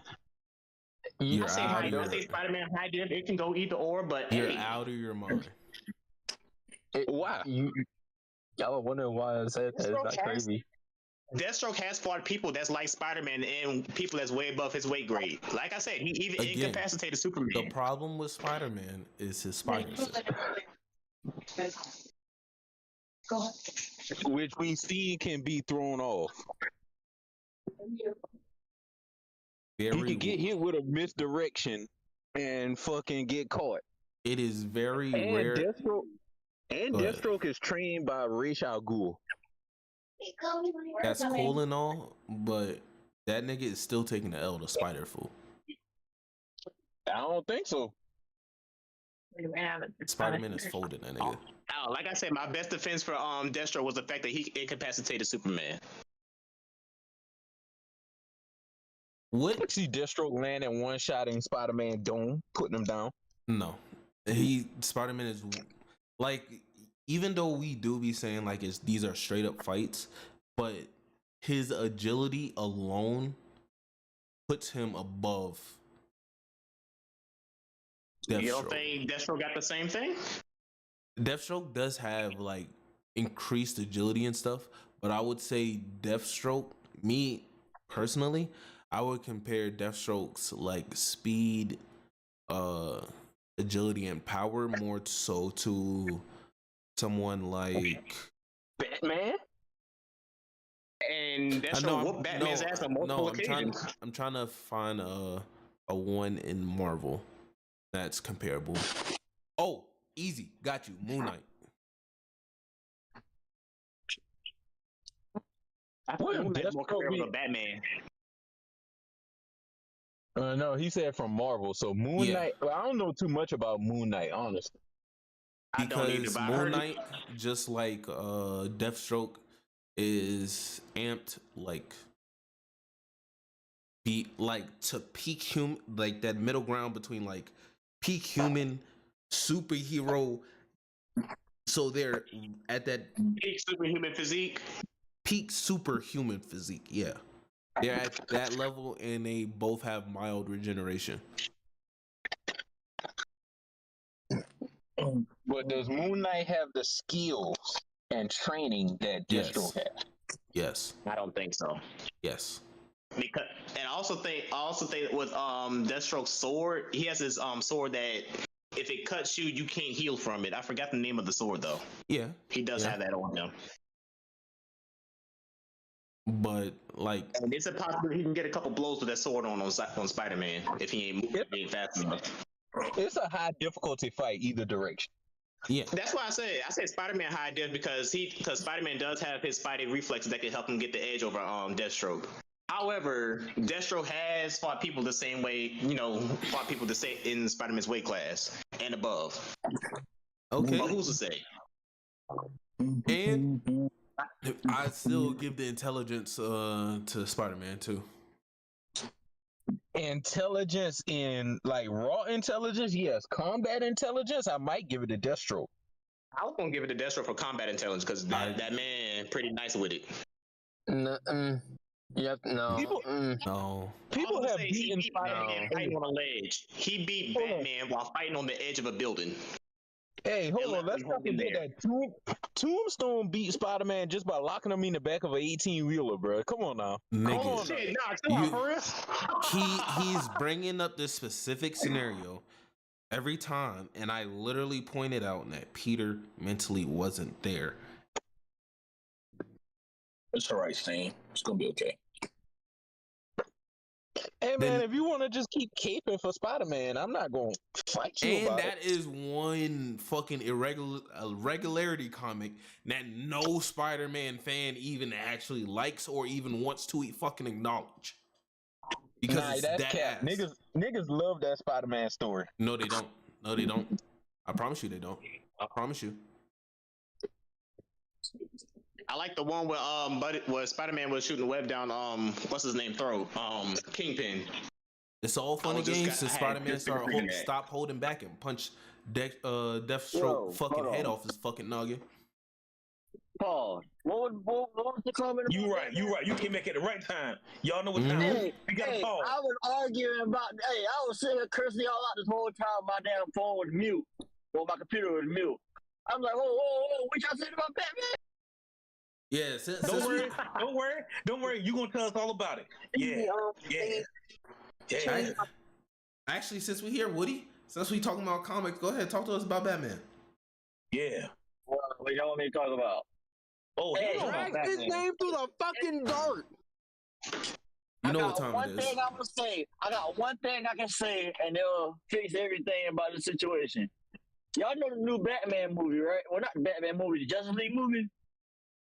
Which one? Apocalypse? No, this is the newest one with the Crisis of Earth, with different universes, superhero teaming up, right? Yeah. So, the main Batman, right? You know, he told Nightwing in the group. Oh yeah. Talk about it. He was What like, told him? bruh, your Batman is so fucking dumb. Who involves kids in our war? And then it was like, yeah, I did the right thing by leaving your ass at the orphanage and not taking you in. Because that version of Batman, he never did the sidekick. Oh, no. Yeah, he's like, Yeah, bro, he that's said it. idiotic. That's dumb. The only one that was on his side was Damian. But this was set for real? Yes. Yeah. Yes, there's a whole clip. It's a whole clip where that Batman from an alternate universe says, yeah, that's dumb. Who involves children in all this? He said, see, the best thing I did for you was leave you in an orphanage. He said, yeah. And yo, oh my God. and one more thing that need to be said, bro. I do not understand how Batman Beyond was actually fighting these motherfuckers in capes and damn tights. Bruh, you are a fully mechanical bat suit and you getting beat up by these motherfuckers? Damien? I said no way in hell. That's crazy because Damien, I give you Damien, but the thing is, Terry McGinnis isn't too trained. Depending, I haven't seen the movie. I haven't seen the movie that tell you accurately how far ahead he is. Well, but, right back. But Damien, nah. Damien, I give you that one. Nightwing, I give you that one. But I'm waiting until all three drop, and then I'll give you my whole take on it. Because I'm waiting for all three. All three drop. Oh, y'all talking about the Crisis on Infinite Earths movies? Yeah. Part 1 out on Max. Part 1 and 2 out. Oh, for real? Say less. Two dropped already? Two dropped. I'm pretty sure less. I didn't know they were dropped. Well, I know 1 is out, but 2 didn't get dropped on Max yet. Unless it was like the day or something. Okay, that may have been 1 I just saw again then, because I thought 2 was out already. All right, up next we got Asta versus Zorro. And for those who don't know, Deadpool is basically the offshoot of Deathstroke. He's an offshoot, but he has different powers and abilities. Zerka, shut the hell up. We've been off that shit 30 minutes. I actually gave you a chance to. No, I don't want to hear that from you. I gave you a chance to actually explain it.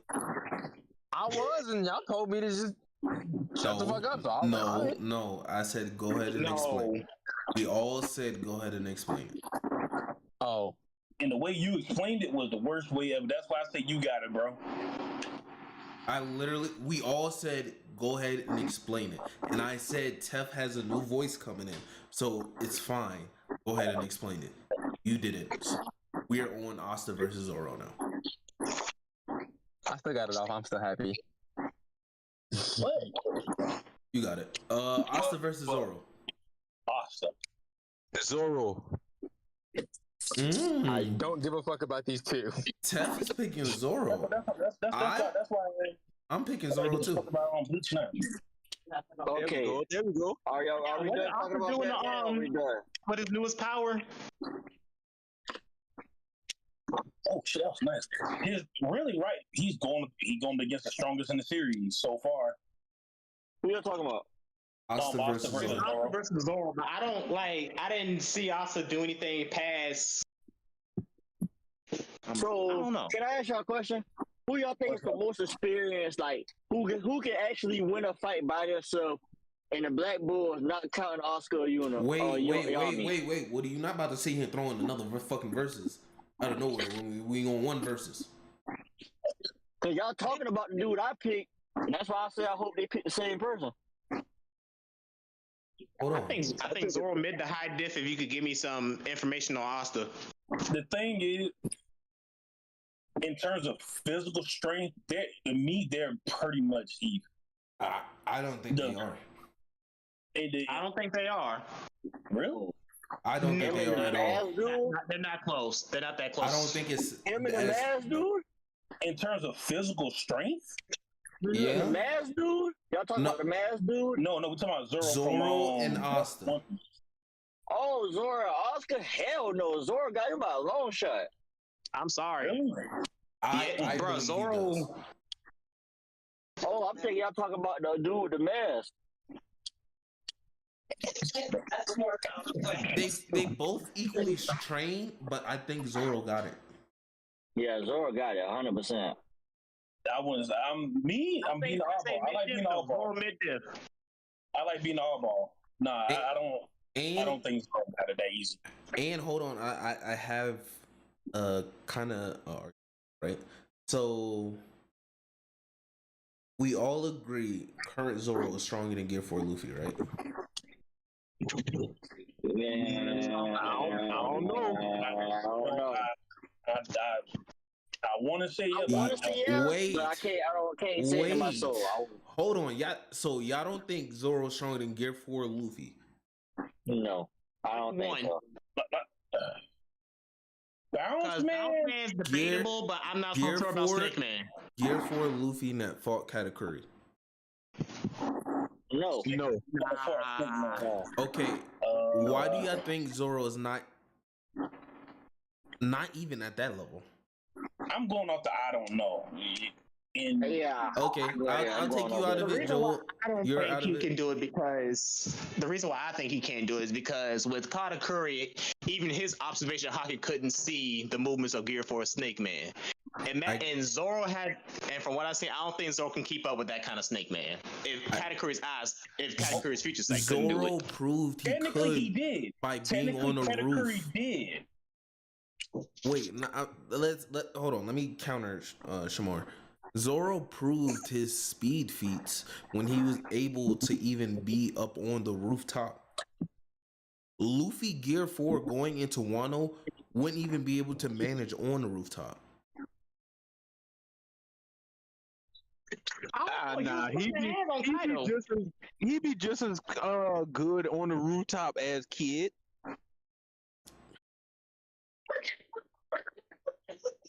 Can we have a serious point here? Can we have a serious point here? No, because I know you trolling. There's no way you actually believe that. Yes, what did Tess say? And I can back it up. He says that Luffy Gear 4 going into Wano would have been equally or just as important to the fight as Kid. And my backup to that statement to support it, Kid went to Whole Cake Island and didn't see Big Mom. Luffy was at least able to fight his way up to First Commander Katakuri. Kid couldn't even do that, and Wano was right after that. Yeah, if I'm not mistaken, Kid did lose to a first commander. Excuse me, he lost to a first commander in Whole Cake Island. Okay, are we having a fucking time lapse? Did Kid not fucking train with Luffy in the fucking prison? Yeah, so you could tell that they were comparable right there in the prison. Oh my god. So that is what you're going to take from that. Instead of him training to become better than he was when he went in, you're just taking it as, oh, well, he's just, him training with Luffy means he's just comparable to that Luffy at the time. He didn't grow further. What sense does that make? We all know that I'm on the belief that the power scale in One Piece is not that far apart. So a little bit of growth can put you over a bunch of people, even though it's not that significant. Luffy got low diff to the extreme the moment he went into Wano and Kaido seen him. Okay, hold on. There's a big misconception with Kid. Kid, remember how the whole misconception that Rouge beat Sweet Commander? He wouldn't have beat the Sweet Commander if it wasn't for Kid. Remember, Kid showed up before Rouge. Rouge beat the command Snack. Remember, Snack was a Sweet Commander. That's who Rouge beat. But Rouge was already injured for Kid. He was already injured for Kid, so Rouge beating on an already beaten person kind of takes it. But listen to that though, Kid lost to Snack, and you thinking, did not lose. He technically didn't lose to Snack. He didn't lose. He went in, he grabbed what he needed, and got out. How was that a loss? Which and is he injured them on the way out and did damage to Big Mom's territory. That was his plan. And remember, up to that point, she was already hurting Big Mom by destroying a bunch of her ships. Remember, that's how she lost a bunch of food and money to begin with anyway. That's why she took the original deal that Luffy was to give her all that treasure and stuff for his debt for eating the candy.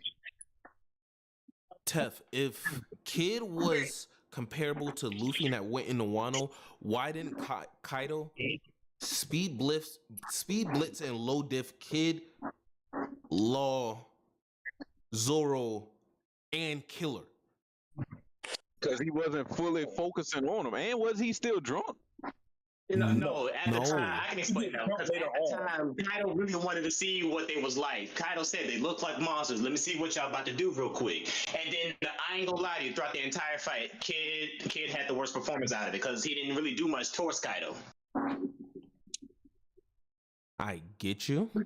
He didn't do much damage. I don't think Kid had the worst performance. He didn't have the worst performance. Yeah, Killer was worse, and then Kid, and then everybody else. Even Killer was able to do damage. Killer at least did more, but Killer at least put blades to the man. Had Kaido a little bit hurt. And y'all gotta stop this Kid not doing. Oh, go ahead, Joe. I'll let you go. Hey, I forgot Joe, rough Kid fan.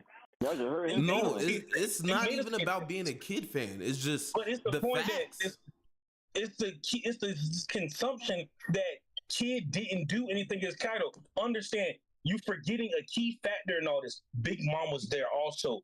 Kid and Law understood the assignment. Yes, Kaido is here, but we can't do anything unless we get rid of Big Mom. Kid's priority mostly was getting Big Mom out the way. Yes, at first he was aiming at Kaido, but then the priority switched. Okay, everybody separate these two. No, everybody did not say that. Everybody target her at the beginning until they realized what the role was in. So eventually, and then let's be honest, Kid played a crucial role in getting Big Mom out of there. Yep. So congratulations. Because you could push people around. Hold on. Everybody's point about Kid not doing damage is pertaining to Kaido. Big Mom too. How does that apply to Kaido if Kid was the one that actually did the damage to beat Big Mom?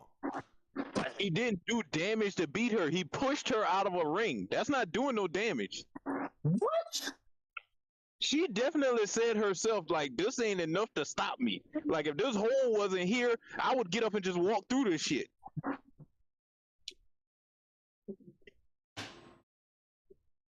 He definitely did say that because it was a lot of times that Big Mom got hold by some dumb shit, but it really did How nothing many to times her. have we actually seen villains do the same fucking monologue where they be like, "You think this is enough to stop me?" And then they fucking fall back, nigga. How many villains actually lived up to how many villains actually lived up to that said title though? When they going on that Mom has not lived up to her title. Not many, because do you see Big Mom? Have you seen a cover story with Big Mom and Kaido just chilling in the fucking lava? Have we seen them at all? Have we heard any mention of Big Mom being alive? Wait a minute. Not confirmed. It's presumed but not confirmed. Hear me out. When we first introduced to Kaido, what did the narrator say? Air, sea, and land. Who went 1-on-1? Big Kaido. Did he live up to that? Did he actually win? No, he didn't. Yes, he was jumped. I give you that he was jumped, but Kaido did not win. Man, listen, y'all boys. Watch in a few months. We're going to get a cover story with Kaido and Big Mom chilling in the volcano. All right. But y'all can't downplay Kid. You can't downplay Kid on a roof. My point is, I'll say it again. You cannot downplay Kid on the rooftop. When Luffy, when he first met Kaido, and Kaido was fucking drunk off his ass, Kaido low-diffed this nigga to shit. Hey, Ruff. Ruff, let me save the day for you, bro. Let me point something out. If y'all say Kid didn't do nothing on the rooftop, y'all basically saying Law didn't do nothing either. Talk to him. And keep it in mind. He did nothing either. He still threw a rock at him, and then No, shot him hell from the inside. no. That's still Hell did nothing. no. Hell no. Y'all not gonna say that. Cause That's listen, crazy. I keep saying y'all boys. So what was the reason why Kaido lost? Gear 5 Luffy. Yeah. So solely Gear 5 Luffy was the leading cause. Was the main reason. Bro, listen. Kaido, when he said Kaido, listen, when Kaido beat Luffy, what did Kaido do? One at a time. What One did at a Kaido time. do when he left? Away from what? Hold on, Joe. One at a time. Woody, go ahead. What did Kaido do right after he beat Luffy for the third time? This man went back to the damn war, looking for Momonosuke. Kaido was not tired until he fought Gear 5 Luffy, but then again, everybody did their part to wear him out at least. Even though, it became a one-on-one after a while, but shit. I feel like the damage he took from Law, Kid, Luffy, I said Law twice, Zoro, it mattered.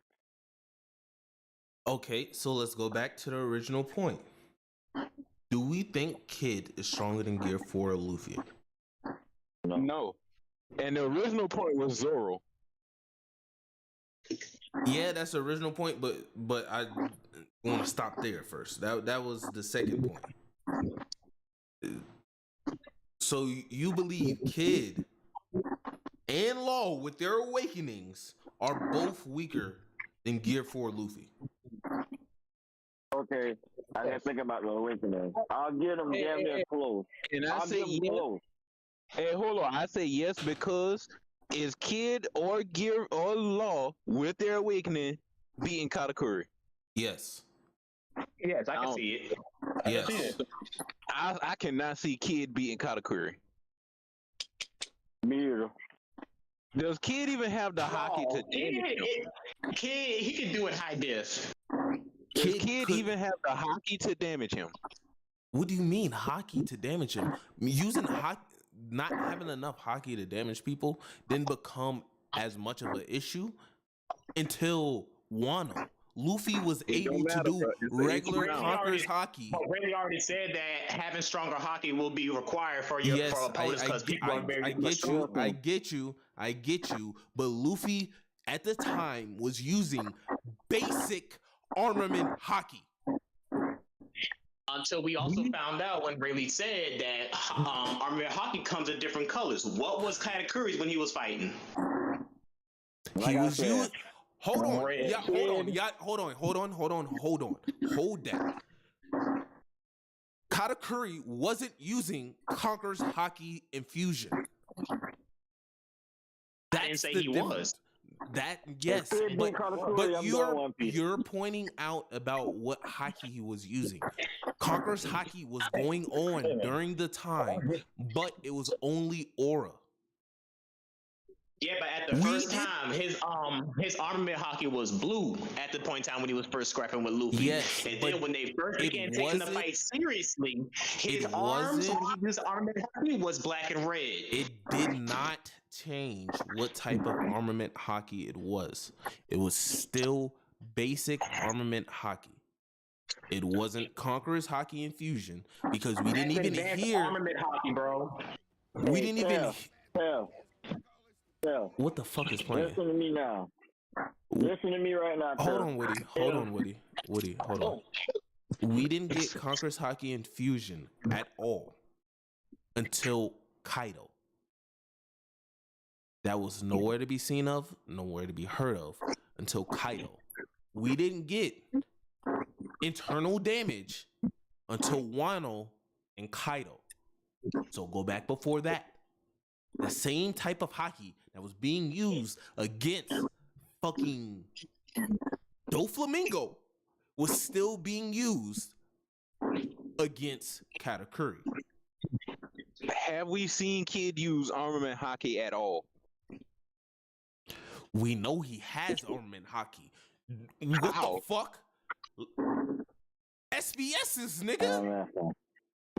We know Kid has Conquerors. We know that Kid has Conquerors hockey, but he never really utilizes it too. I'm making this bet right now. If Kid can be, if I hear any type of interviews or anything that says Kid can beat Katakuri, I'm throwing the whole manga away. Yeah, because Kid can't even beat Kobe, so how the fuck is he beating Katakuri? It's because y'all setting this weird fucking standard. Because I don't know what y'all gripe is with Kid in particular. When Kid is equal to Law. We've been shown. Law has shown stuff. Wait, did somebody say Law had shown us stuff? No, Law just a bitch. No, I said Law just a bitch. Okay, please explain. Y'all get on. Y'all saying Kid didn't really do nothing. Explain to me what Law has done. His internal damage had more effect than anything Kid did. So you're taking away from the crushing damage from Kid. Kid doesn't get the crushing damage. But what crushing damage? That was Kid's Kid's whole thing. Everybody had a way to deal with the internal organ shit because everybody had such hard outsides. Killer was able to hit insides thanks to like the sound manipulation with his shit. Law was able to hit insides with his shock willy. Kid, Shock Willy and Gamma Knife. Kid took the stance of, yes, your body may be hard, your internal organs are still soft. So if I still crush you, you still take damage. That's why he was doing mostly attacks that would be blunt force damage to cause damage to Big Mom. And most of the times when you've seen him hitting Big Mom, they were big attacks with big shit, which is why he was using Punk Rotten, fucking Punk Gibson. He was using big shit to inflict crushing damage because that still affects your internal organs. Yeah, if it was squeezing, but Kaido's base armor is already thick as hell. You seen a kunai just bounce off his eyeball. Okay, what they Kid's blades cannot penetrate his skin. Yes. Kid wasn't a big factor for Kaido. I get you. But he was for Big Mom. Debatable. That's great. I can give him that. I can give him that. He was definitely a problem for Big Mom. Because Big Mom was literally bleeding. The help of Law, I feel like it wouldn't have gone nowhere. No, it wouldn't. If it wasn't for Kid, it wouldn't have gone nowhere. So Law wasn't putting Big Mom down. Kid put in most of the work. What you mean Law didn't put him down? Law had her pinned down literally. But who was the one that was able to set up all that? Do you think? Hold on. Do you think Law is taking? Are you trying to tell me? Hold on. Is Law taking Mother Misery? Law did not come up with the plan. They came up with the plan. They pushed her to make it. No. Shamar. Can Law take Mother Misery?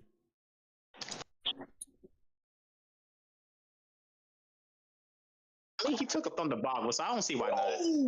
When did he take a Thunder Bagua, nigga? He definitely did take a Thunder Bagua in the chapter. Who? Kid, I mean not Kid, Law. When? Hold on, let me pull up the scan. Law didn't really. Law was tired, and he wasn't taking physically damage from anybody. Really, to be honest. On top of that, between the two, Kid was taking damage from another source that he had no idea, from Hawkins. So still, you're telling me injured Kid was still able to keep up with Law and take even more damage. Mother Misery. We seen the anime episode. Kid was getting fucked up completely by Mother Misery. And you're telling me this is crazy.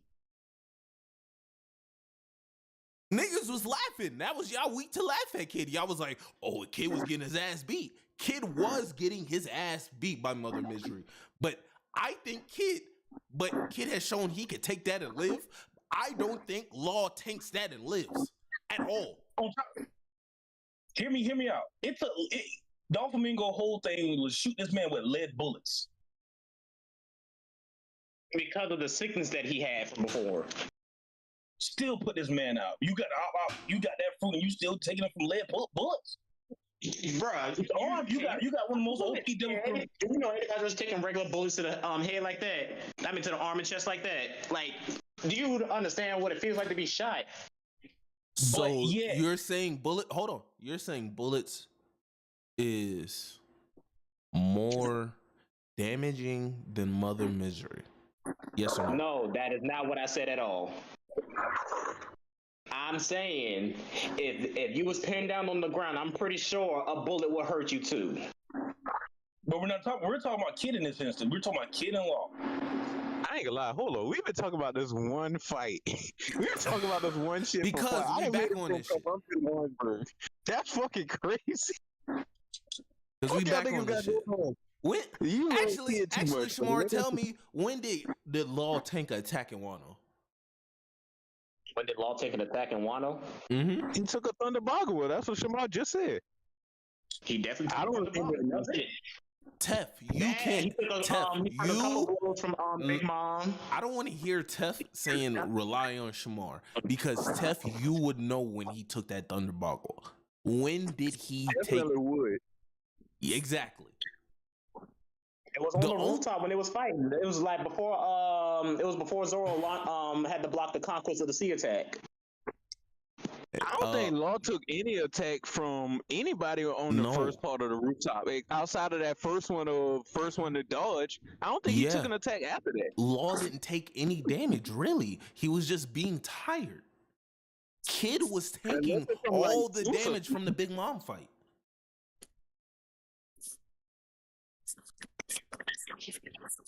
Did Zeus or Prometheus hit him with something? Or the sword thing? I don't think so. No. Law didn't get hit with anything in Wano. Well, during the rooftop he did. I think he did. I promise you he did, because I saw the chapter where he got sent flying by a Thunder Bagua. And then he had to catch himself by using Room of Shambles. And even if you saying a Thunder Bagua, for some reason I was thinking in Kaku Sovereignty. Don't know why. But a Thunder Bagua from Kaido, he tanked a Gear 4 attack. The same Gear 4 attack that put Katakuri's on his ass. Katakuri? When did Katakuri ever get hit with a Thunder Bagua? I'm not saying he got hit with a Thunder Bagua, but I'm saying it's the same G4 that put down Katakuri. No, because that's what you're talking about. The Thunder Bagua that hit Luffy, right? Mm-hmm. G4 Luffy, that one that just got finished beating Katakuri. Yes, that's what I'm talking about. He did take off the Thunder Bagua, but he was knocked out afterwards. He took one Thunder Bagua and was knocked out afterwards. Him and Zoro. That's what I'm saying. So he was knocked out afterwards. Yeah, he was knocked out afterwards. Okay. Great to know. He can't tank a Thunder Bagua. Mid-fight, he cannot tank it. All right, next versus. Luffy versus Sukuna. This one came because we was all faithful talking, and people were saying, I was like, where? I think I was joking and said Luffy. I don't know enough about Sukuna for me to make an argument, so y'all go ahead with that one. Sukuna. No, all it's you need to Sukuna. know is, what is Luffy's weakness? That's all you need to know. Fuck that. Only thing I gotta say is binding vows. Wow. Let it go, bro. fucking binding Hey, battles. Tef, remember when I said Yeah, hold on, I had a problem? Tef, remind me that we gonna touch back with JJK while you here. We gonna touch back on it. Make sure remind me after verses because we have like 3 more left. We gonna touch back with JJK with you afterwards. One word. There should be one more behind this on that long one too. There should be one more behind that long. Wait, Joel. So your prediction came true? Yeah. Yeah. That's funny. That is hilarious. Chandelier. Who the fuck is Chandelier? Chandler from Seven Deadly. Oh yeah, Seven Deadly Sins. Medieval Chandler Master versus Gojo versus Kakashi versus Gildarts versus Rayleigh versus Yami. Damn, we got a lot of hitters. Oh my god. This is Gojo versus Kakashi. That's what this is. No, so you're gonna leave out Gildarts with his crush magic? Gildarts, doesn't he have fairy magic? He has crush magic. Joel, does he have? Hold on. Does he have fairy? Does he have those fairy law, like fairy law, fairy, all the other shit? Does he have that? It's unconfirmed. It's unconfirmed. Okay, the thing is, it's unconfirmed if he knows it or not. But his daughter knows fairy law. So it's but he knows. It's a possibility, but he himself wouldn't use it because he'd rather beat his opponent with his actual magic, which is crush magic. And that shit kind of crazy. I ain't gonna lie to you. It literally destroys anything within his reach, within his vicinity. He could just literally crush it. I'm still going Kakashi. Over Gildarts is crazy. The thing is, Gildarts, he's from Fairy Tail. The thing is with Gildarts in the final fight, he kind of was lackluster, bro. Even though he fought it, okay, he was fighting against Zera's son, which is August, and August knows pretty much everything Zeref knows, and Gildarts was a non-factor in that fight. The sole reason why they make him a lesser threat when he's fighting one of the biggest threats in the series. Yeah, him. What he doing against Kakashi? And then which Kakashi are we using? Shamar, the problem with that is the sole reason why they beat August is because Gildarts was able to remind him that he had a father, he has a heart. That's the sole reason why they won. August lost because of August. He didn't lose because of Gildarts. He lost because of August. I'll put it like this. I'll put it like this. The daughter uses fairy law, and he completely breaks out of it. And the thing about fairy law is, the person you deem your enemy, it destroys them, and he literally tanks it. He tanked the instant kill. All right. Damn. So for this versus, who y'all going with? Kakashi. Easy. I'm gonna be the oddball. I'm going with Yami. I'm gonna be the oddball. I'm going with Yami. All right. We know Joel is right. And that's why. Which Kakashi are we using? You can use which one? Okay, this is a hard one. I just thought EMS. The stronger version would be dual EMS. Yeah, that would be the stronger. Yeah, dual MS Kakashi. Oh yeah, if it's dual MS, then he's stomping this whole list.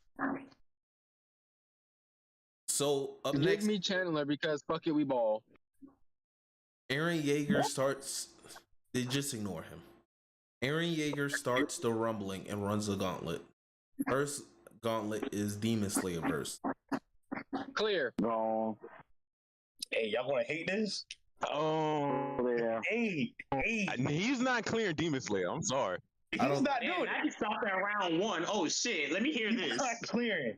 He's not clearing Demon Slayer. He's not clearing Demon Slayer, bro. Damn, let me hear this. Why you don't Here we go. We back to the argument, the original argument we had a long time ago. Hashira's versus fucking Yeah, The nine shifters. yeah. The key to beat Aaron is to get Aaron itself. I'm like the Hashra combined with Tanjiro and the rest of the verse, they can pull that off. Yeah. Pause. They can stop the rumblings? Pause. Wait. Yes. Wait. You know what the funny thing is? The rumblings already happening, so they have to clear a way through Colossal Titans. That's a lot of heat to get through. Walking right They past raised all him. You of them. don't have to go through the Colossal Titans. What? You don't. You can just go to Aaron. Joel, And then Joel, fight you're drunk. through. Calm down, bro. You're drunk. Remember that. Relax. What is he like? Why does he? You don't have. You don't have to fight through the Joel, Colossals. Just go to Aaron. Joel, This man here, Joel. bro. He really said Joel, just relax. Remember, you're drunk. Don't get too hostile. Relax. I'm not hostile, bro. I only had like 2 cups, but still. Bro, you sound like you were about to go straight on his neck, bro. No, because he said you got to go through the Colossal Titans. You don't have to. All right, we agree. He stops at Demon Slayer. No. They should have put Demon Slayer first. They should have put One Piece first. Yeah. First, they should put My He Hero. wouldn't make it out of that either. Me personally, he would have killed people in One Piece, but they would have made it to him. Yeah, One Piece would have. Yeah, he don't even know. Team One Piece: Shanks, Zoro, Kaido, and Luffy versus Hashirama. Hashirama. That's too much for Hashi. No, Hear me out. Hear me I out. don't know. Hashirama took on the Tail Beast. Took on Not at the same time. Yes, he did. At the same time? Kaido is not comparable to the Tail Beast. Stop that. Kaido is comparable probably to the One Tails. Wrong. Kaido is not comparable to a Tail Wrong. Beast. We're not about to do this. We're not about to do this. We're not about to do this. We're not about to Kaido is compare not comparable Kaido to to a One Tail. Tails. The No, only one I will give you. Hear me out, Kaido is The only one I will equivalent to give the you is 4 One tails Tail, at least. And that's fair. Kaido is equivalent to 4 or 5 tails. 4 or 5? I give him 4 or 5. I give him 4 or 5. At I give you 4 or least, 5. for me, at least 4 or 5. Just because borrowed breath. Because borrowed breath, you could make an argument for borrowed breath. Hey, I got one question for y'all. Mm-hmm. What the fuck are they doing with that 1,000-arm statue? Not a damn thing. Shanks sent some conquerors Wi-Fi. Yeah. Nigga, do y'all not remember? No. Redirect all the attacks. Hey, hold on, listen. Do y'all not remember that big ass 1,000 shit picked the full majestic attire Nine Tails up and was picking the armor off that bitch like it was nothing? What the fuck are they doing to that? And Luffy under the sea, one shot at a giant ass sea kraken that's about the same size as the Nine Tails. Yeah, that 1,000-arm statue picked the Nine Tails up like it was a fucking baby, nigga. Yeah, that okay, hear me out, right? So, just hear me out, right? Let me know if this method works, right? Never mind. It's Kaido instead of I thought Zoro was Kid. I was gonna say Kid pins Hashirama down with his his awakening, and then Shanks, Kaido, and Luffy all hits with their hardest attack. And high diff win. Team One Piece. They can pull it off. They can try to pull it off. But the thing is, Hashirama will use wood clones. Yeah. Then on top of that, you got the Hashirama, the Majestic Forest, which we know for a fact has things in it will put you to sleep. Like I said, the only saving grace is the fact that Kaido's there. You better hope Kaido flies somewhere and blows that breath.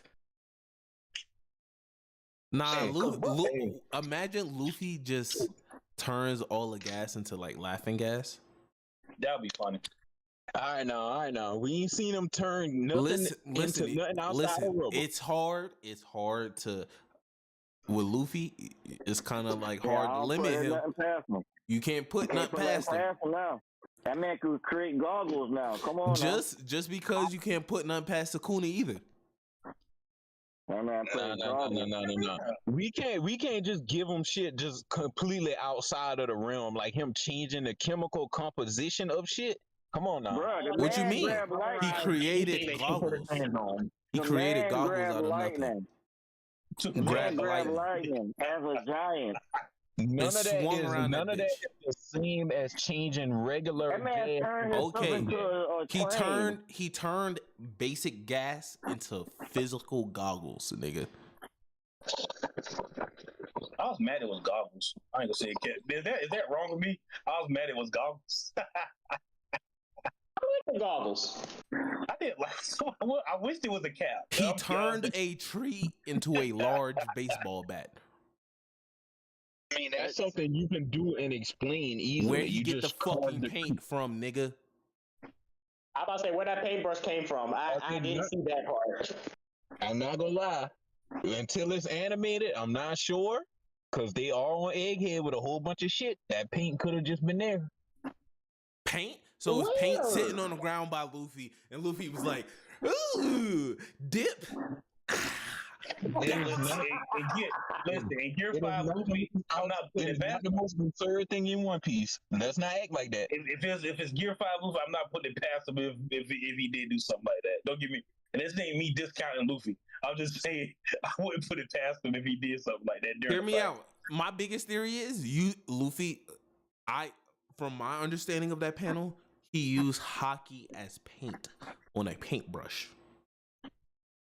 And batted away 4 nukes. However, it doesn't make sense.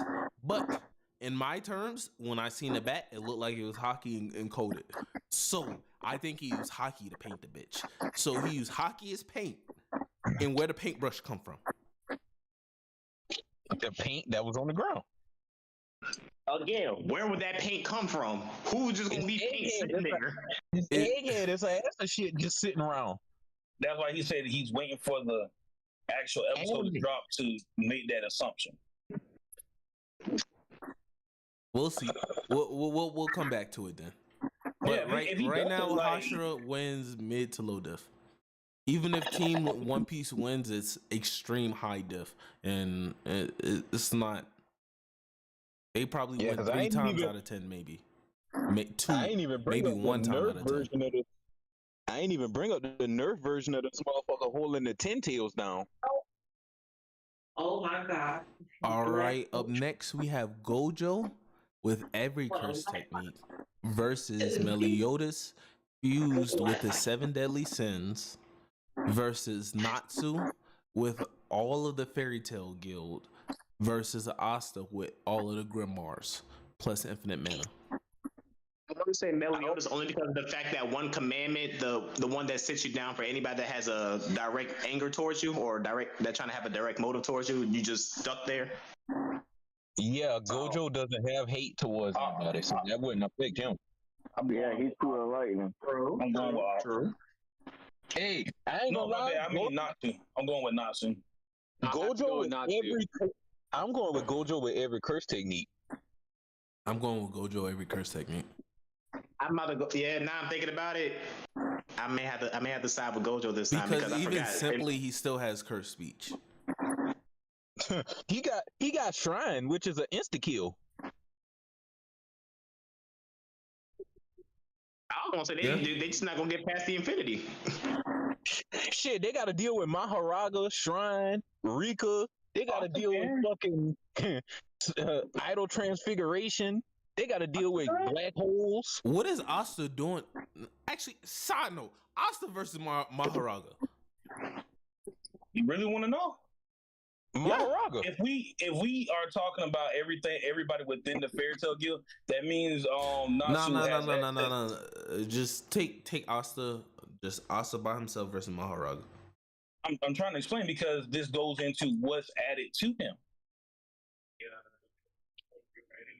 If we add him, that's the whole purpose of this. This is the reason why I'm picking Asta, because Natsu would have access to this Zodiacs, which also comes with wait. You just switched up on me hard as fuck, Joe. My bad, fuck. Natsu. You went from Asta to Natsu. because I'm watching I'm watching Black Clover right now. My bad. So because with Natsu. So you're going Natsu, not Asa. Yeah, it's okay, yeah. That makes more sense. He said Natsu in the beginning. Yeah, I thought he said going Asa. Natsu. The sole reason, I said Asa because I'm watching on Black Clover, but who I'm going with is Natsu. And it's because if you add in everybody within the guild's power to Asta, you got a pretty broken character here. You can use any one of the Zodiacs to not beat Maharaga, but at least stand up to him. And then on top of that, you're not going to like this. Fairy Law, Flary Glitter is a thing. First technique comedian. I don't know what that is. Yeah, now everything is fucking funny. So Fairy Law is just a funny ass saying. Fairy Glitter, that shit just funny. That's real glitter. It would have to be put out at the same. It would have to be put out quicker than Natsu. Even though character wise, Natsu wouldn't use it. Yeah, and Gojo got the 6 eyes, so he'll see that he has that ability and just negate it off rip. The problem is, like I said, with August, he negated it, but the overall problem with Fairy Law, you can't necessarily negate it. It's not an attack it's not an attack you would technically see coming, if you get what I mean. Yeah, but does that attack beat reality warping? Don't know, because nobody has actually tried it. Yeah, comedian is straight on reality warping, so he's changing fabrics of space and time and everything. So like shit. Yeah. Nigga think he chanting a fairy glitter spell and real glitter come out. For real. And that's just what it is. Cause of comedian. Okay. So since we're towards the end of the pod, things I want to do. First, ask y'all. Everybody going down the list. Hold on. I'm going to start with Batman. What was your favorite chapter of the week? I gotta get it to One Piece. Okay. Law. Wait, you give it to what? Hold I on. wasn't. Tef. We don't want to hear your opinions right now. I'm asking for people's personal preference for this week. Shut your ass up. It is his opinion. All right. I ain't asking him to change it. I'm just asking why. Shut your ass up. He said what he said. Law. Okay. What's your favorite chapter this week? Oh, My Hero, easily. All right. Shamar, favorite chapter this week? Mine's was One Piece because it's the only one I read. I'm sorry, I didn't get the chance to get to the other ones. Okay. Thank you, brother. Tef, what is your favorite chapter this week? JJK. Okay. Zerker, do you want to give input? Nigga don't even. I know, but everybody has input here. Nigga ain't got Power of God. Shut up. Okay. No. Don't tell him to shut up. Because, sometimes, Joe, you like to look around for, variety of answers. And sometimes being an all ball is good. He said Tower of God. No, it's not in this case. Because his whole purpose is Bleach. Okay, but he just said Tower of God. None of us is reading Tower. No, none of us is reading Tower of God. Maybe Tower of God was popping off crazy this week. You don't know. Tower of God's been going crazy for the last month and a half. See, I try to help this nigga, and then the moment he talk, I don't want it. You know what? I should have just shut up because this nigga's gonna go on the whole monologue, bro. It's your fault, Joel. Well, Tower of God. This nigga Zerka monologues be full blown seasons. So Tef, you damn right. Since you didn't get to speak on JJK, go ahead and give your thoughts of the JJK chapter, and then afterwards we'll kind of fill you in on some stuff we talked about, or my disagreements or whatever. I'll tell you about it afterwards. So go ahead, get your piece off. I'm interested to see how Toto got his technique back. Throw by hand. Still lives on. Boogie Woogie still lives on. Yay! Hold on. I'm gonna be right back. Toto's my favorite character in that entire series, bro. I don't think, to me personally, he never lost Boogie Woogie. He just needed the hand. Yeah, can you remember he said needed a hand. he said he still had the tingle. He said he always felt the tingle. Which is weird phrasing, but hey. Maybe at the moment he just felt like he lost it because he thought just since my hand destroyed, I'm gone. But shit, as long as you got a hand, it works. Hey, let me ask y'all this real quick. Y'all know that part when he was fighting Mahito, right? When Toto and Mahito was boxing, right? Mm-hmm. And remember when Mahito had both his hands covered, and then he was about to go in for another stab, and then somehow Toto clapped and teleported. How did he clap? Hold on. Let me help you out. So that was an animation error. That was an animation error. Okay. Yeah, that was complete. How did he do that? Even the people that was doing the storyboards for it, they said they don't know exactly how that happened. They just did it for the progression of the fight itself. Yes, sir. I have an idea on how he do it, but I don't like the idea. It makes me. Yeah, don't say no gay stuff like that, please. No. Yeah, let's just say I heard a lot of wild ones, and that one was the most solid one I've heard so far. I'm like, oh no. He got the Meg knees. He threw the knees to the side. Bow, ass cheeks clap. Tef, talk to us. Your thoughts. Let us know. Oh yeah, overall it was a good chapter. Giga is really just throwing everybody at the story right now. So go ahead, bring no bar back. Other than that, I really don't have no real opinions. It was a great chapter. I can't wait. Total RP Choso. Yeah, RP Choso. I'm also interested on Ui's switch and why he switched Yuji and Yuta. I'm interested in that. Yo. Okay. Yo, check this out. Hold on. Rapper Cooley Bravo confirms Drake paid him $150K for information on Kendrick Lamar's wife Whitney and admits he gave Drake false information.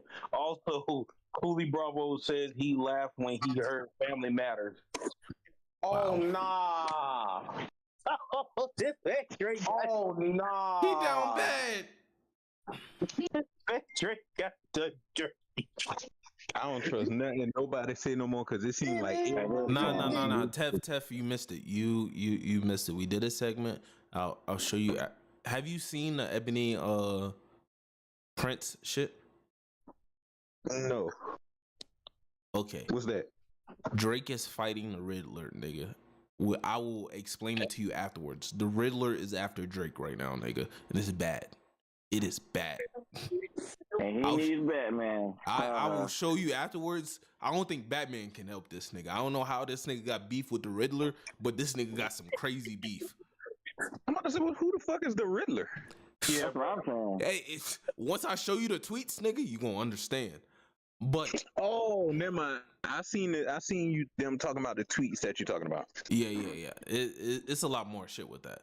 But so let me tell you my gripe, right? I will say it's like a nitpick. I will say it's a nitpick because I thoroughly enjoyed this JJK chapter. My nitpick is binding vows. Simply just binding vows. Yeah, Gigi pulling them shits out their ass now too, cause who bruh. Okay, at least I'm not the only one with it. At least I'm not the only one with it. It seems like this nigga Sakuna made 3-4 binding vows a chapter. Every time we see the nigga, he got a new binding vow, and he be like, "Oh, I didn't do this," but it does lead credit to people's points that some people are like, "Oh, Sukuna wasn't going all out on Gojo because he was playing around." But now people have the stance that, oh, he didn't use Fuga on Gojo because he couldn't. And yes, that is true. He couldn't use it on Gojo, but he was definitely holding back on Gojo because we didn't see Sukuna pop off a Black Flash until recently. I honestly don't think he was holding back on Gojo no more.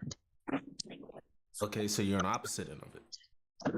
Yeah, because I mean, now with the information that we know that he can't use the flames and he couldn't use them against Gojo because of him changing the circumstances of his domain, that's an all-out effort. You had to use as much as your stuff, and it caused that much of a strain on you that you could not use your best at all. That's an all-out fight. I don't think it's an all-out fight because he put the binding vows on his shit. But that binding vows were necessary to get the win. True. However, Sukuna,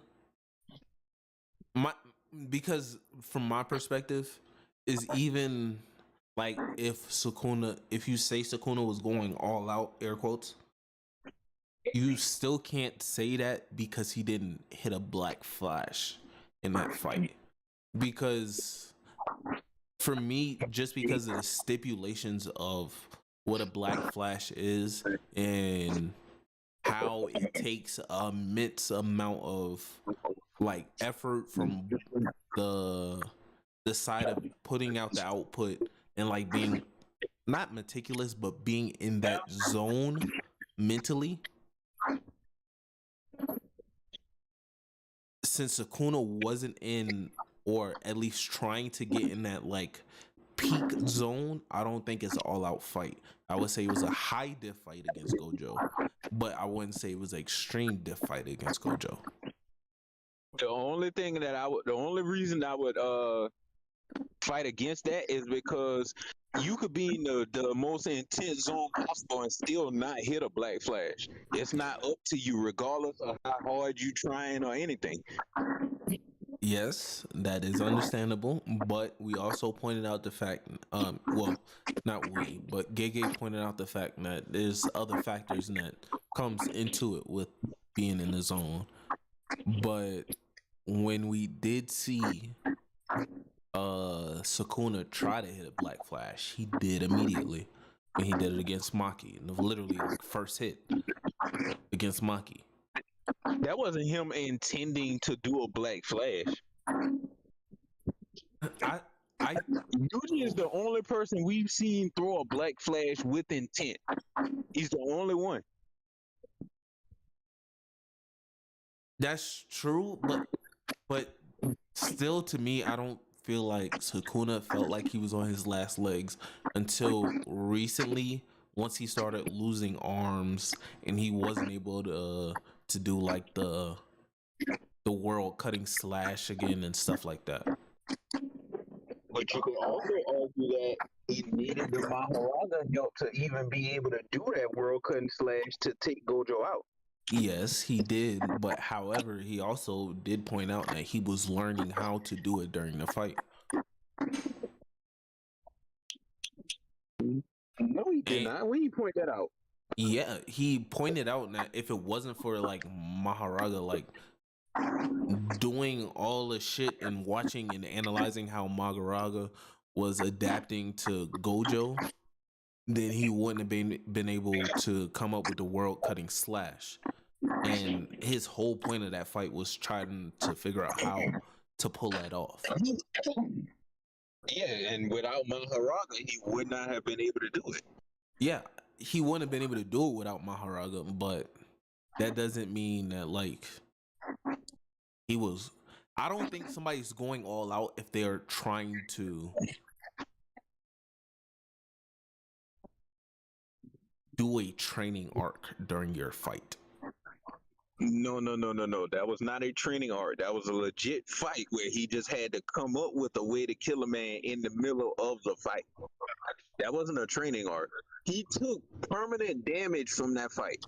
something that he couldn't just physically recover. He's still trying to recover from that damage he took from Gojo. That is not a low diff thing. Or mid diff. That was an extremely difficult fight for Sukuna. No. That's where we differ. Because I said it's a high diff, not extreme. Because the only reason why I won't say it's extreme, because even if you take out the fact that Sukuna using Fuga, even if you take that out, Sukuna still had hella energy, hella fight left. His final form, it was still more than he had, like he could pull out by that point. That he didn't use against Gojo, that he could have, but didn't just because he chose to have way more energy left in the tank. If Sukuna was pushed to that point, he would have used his transformation during the fight with Gojo instead of the fight with Kashimo.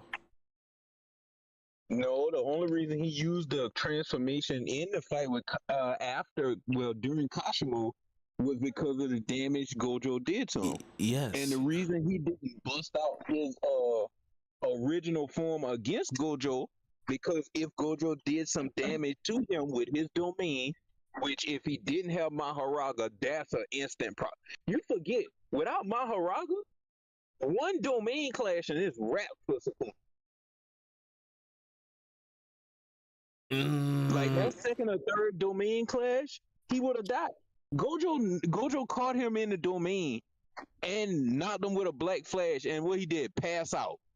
Without Maharaga, he loses right there. Yeah, argument can be.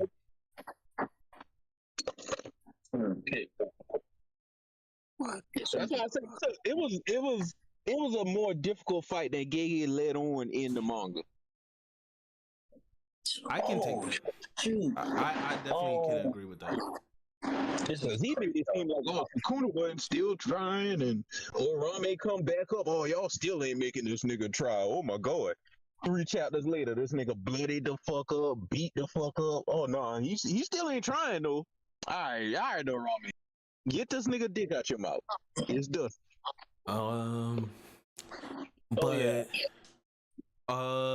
And with that, Tef, do you have any final thoughts you want to, since you wasn't here from My Hero and One Piece, and then that'll be the final part.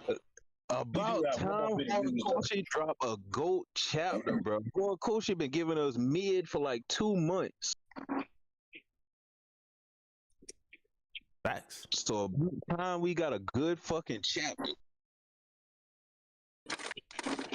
And it was great. I like the moments of everybody coming together to help Deku get that last punch off.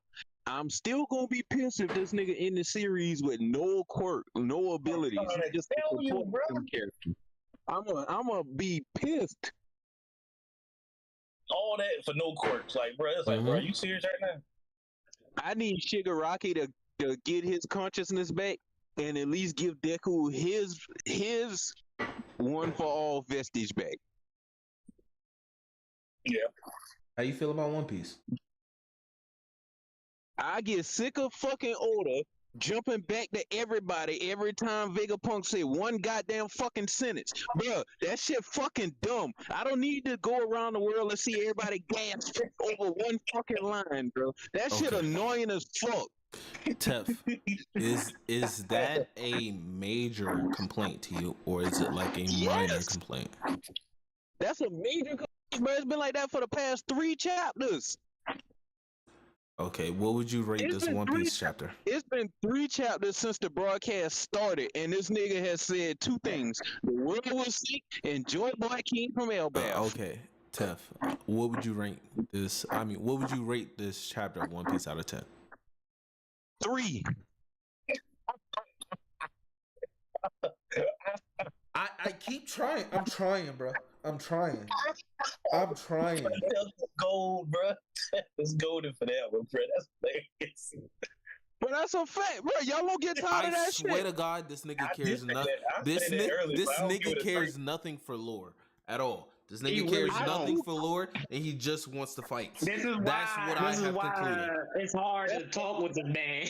That is what I It's concluded actually just the now. opposite. I care more about the lore than anything else. When you give lore, I don't mind it. But goddamn, give one line of lore. The rest of the chapter is everybody reaction to that one line. Bro, what the fuck? All right, Come so on, man. I'm just going to speed run what I did before with Joel. Right? Do you think it was important to show Akainu? Yes or no? Akainu, yes. All right, cool. Do you think it was important to show public face of normal people not agreeing with Vegapunk and thinking Vegapunk is crazy? No, they could have saved that for after the message finished, actually.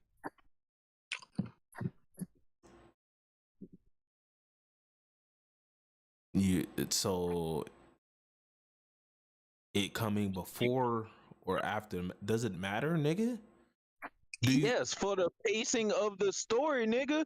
If I'm telling you a story and after every sentence we stop and go to something else, how fucking consistent is that story in your mind? How hard is that story to track? Hold on, don't do that, because you can't be like, oh, it's completely stopping, because it's not like it completely stopped. But you know the anime gonna milk that like crazy though. You know the anime gonna milk it like crazy. To be honest, I don't. And there's the anime is not really gonna milk it because there's a lot of other shit happening at the same time. Hey, Ruff, we definitely got to be like 8-9 chapters into our bet. Oh, I don't mind losing our bet. I said, you missed it. I said I don't mind losing our bet because I know from this chapter, next chapter is a Joy Boy flashback, and I'm 100% fine with that. Cheat me in Egghead, throw me in a fucking flashback. 100%. Throw me in a flashback. 30 chapters. You was tripping with 30 though. I even said I'll take 30. Fucking oldest flashback was 15. I'll take 30 to No cap. I'll take 30 of Void Century. Give me that. Yeah, y'all tripping with the 30 though. Y'all tripping with that 30. I ain't gonna lie. If it's over the voice century, I will set for fucking 30 because I've been waiting years for this shit. I've been tripping about that 30. I don't know about the 30. I don't know. No. If it's good, because when you think about it, if it's good, we spend 10 on Joy Boy, 10 on Void Century, and then we got to get off of Egghead. So that wouldn't be too bad if it's done right. But God fucking damn, I swear to God, that'd be like 5 years of us being on Egghead in real time. Because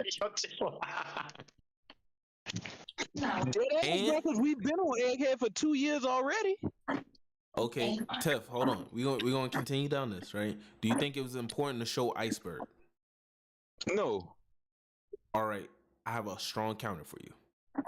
I'm about to say, I think it was important. A week or two ago, Shamar made the point about Iceberg, where he already said before, like we already know before, that the tides were rising.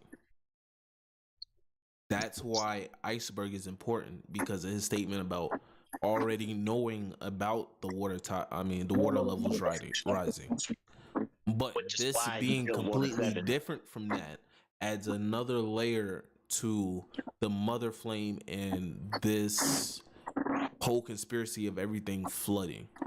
Because when we was talking about it, Vegapunk makes the point of pointing out that the whole sea is flooding, and he points to the increase in the water levels that will happen in a few days, which he was referring to the stuff with the Mother Flame, right? But if he has that thought that everything eventually will be submerged in water, I think it's way more to it than just the Mother Flame going off. And that's compounded with Iceberg's take. I don't remember if his name was Iceberg. Yeah, his name's Iceberg. His name is Iceberg. You got it right on the head. It compounds with Iceberg's take that he already knew that the water levels was rising, but he doesn't know about the Mother Flame at all. So something else was causing the water levels to rise, and it's not just the mother flame. That's why I feel like iceberg shit is important. You can disagree or agree. I don't know. We can agree to disagree. Okay. And then shift down, we get Dofi. Dofi new.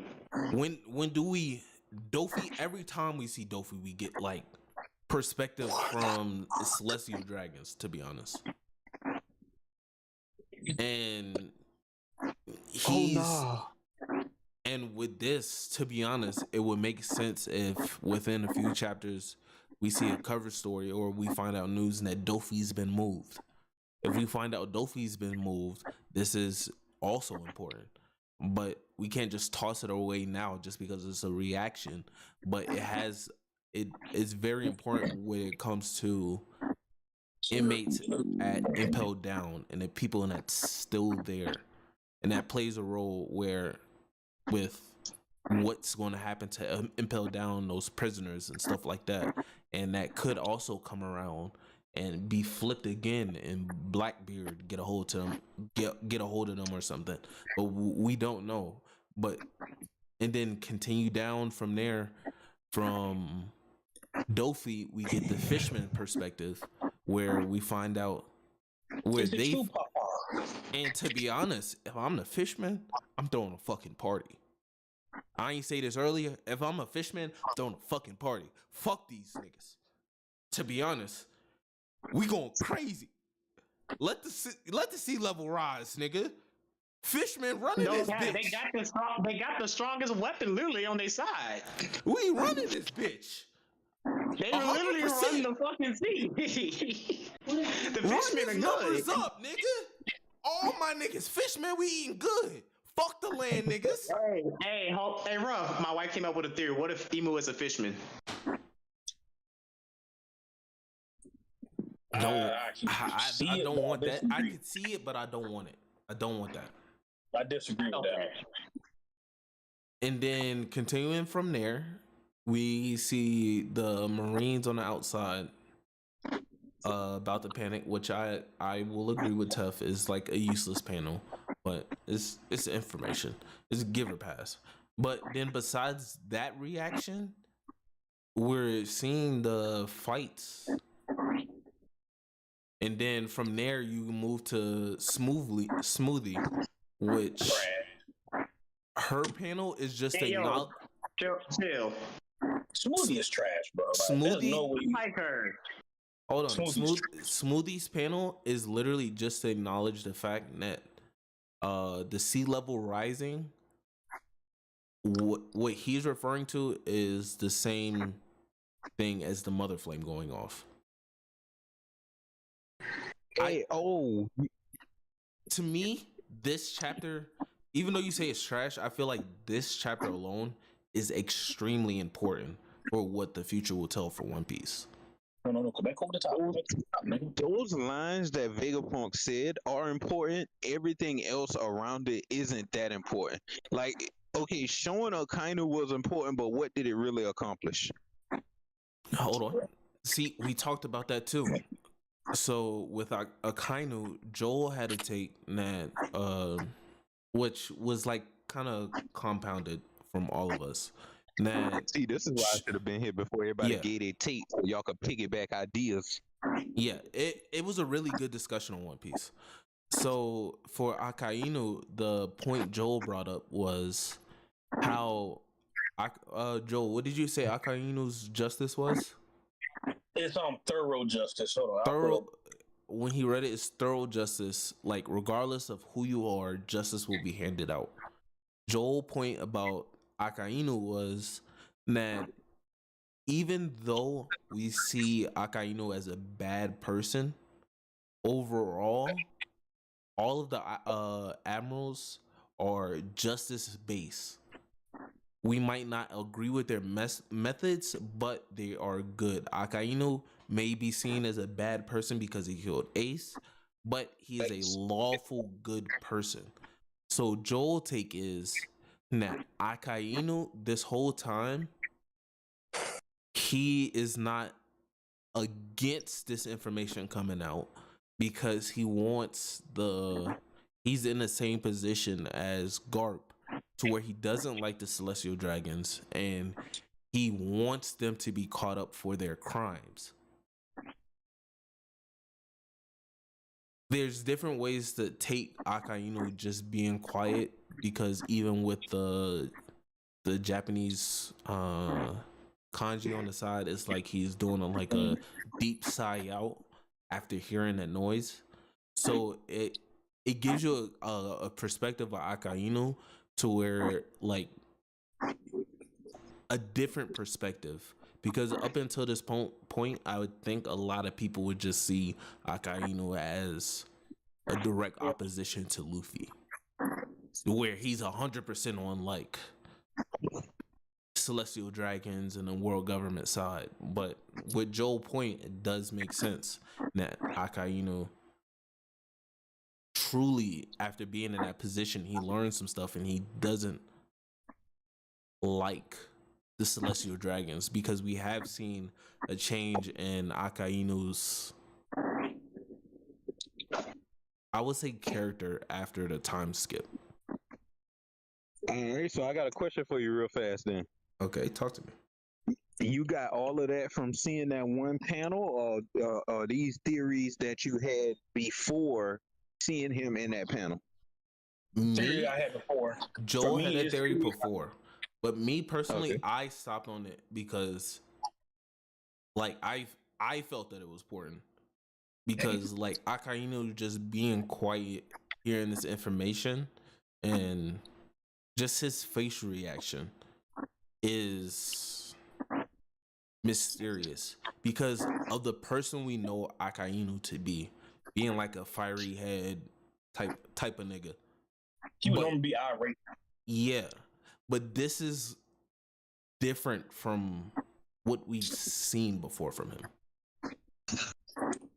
Or it could just be the fact that he hasn't heard anything yet, because Oda flashed to him too goddamn fast. This nigga.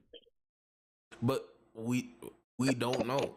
But it goes with the world building. Like with world building, I feel like there comes like pros and cons of world building. Because unlike JJK, to where like you can see a constant fight go on, but like with something like this that's like world reaching, I feel like we should get perspectives from everybody. Well, not everybody we've seen in the story, but like from different perspectives. And Akainu is a great person to give us a perspective of Marines looking in that's in a higher up position. So I would take Akainu's reaction the same way I would take any of the other admirals, because like just imagine what Green Bull is thinking hearing this. Being Mr. Green Bull? My God! No. I don't think we need to see Green Bull, but just by seeing Akainu and knowing Akainu's connection to like Green Bull, and you know this nigga's a fucking Akainu dick rider, heavy. But we also know he's a Celestial Dragon dick rider, fucking heavy. So Akainu is the face of the Marines. So it gives us more questions than answers, and I like when Oda does that. Like just subtle stuff like that, I like it. I feel like you don't like it, which is understandable because it is unnecessary. You could completely take this out and it wouldn't even fucking matter. But I think stuff like this ends up mattering later on once we see character progression. So we have a basis to understand where certain characters are coming from.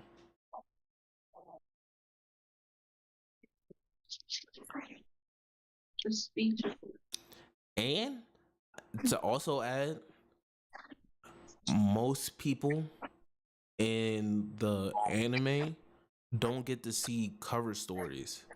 So when Oda, because I'm kind of realizing this rewatching One Piece, since people don't get cover stories, it's good when Oda puts these moments in the anime. I mean, well, in the manga, so they're front facing for people to understand the stories. And we know this will get animated. But for somebody that's not reading the manga, they don't have the extra access of SBSs or cover stories. Stuff like this is extremely important because otherwise you don't see world building. Because the main way Oda builds up world building is through SBSs and cover stories.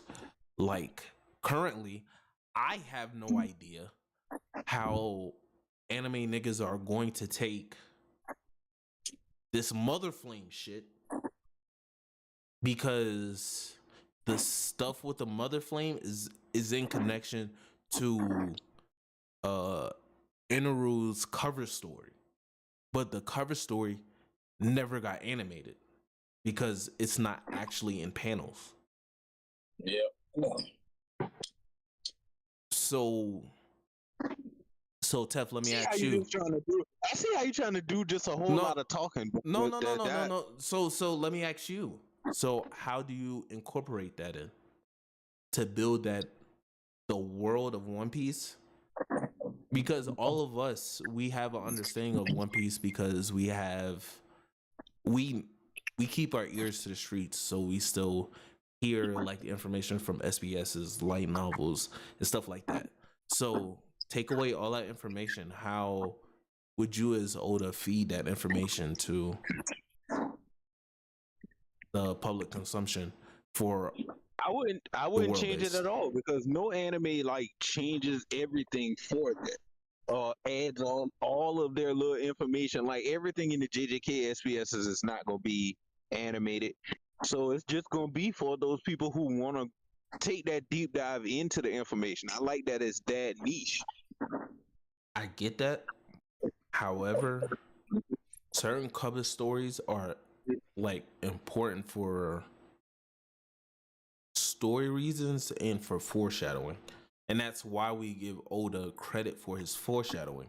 We wouldn't give Oda credit for his foreshadowing if you took away half of the cover stories, to be honest. Most of the stuff. Yeah, because that's where his good foreshadowing is. Yeah. So you take away that foreshadowing and then you left with like the bare bones. I don't think One Piece would hit as hard. And to like solidify my point, you wasn't here for it, Tef, but I was also telling them I'm still in my One Piece journey.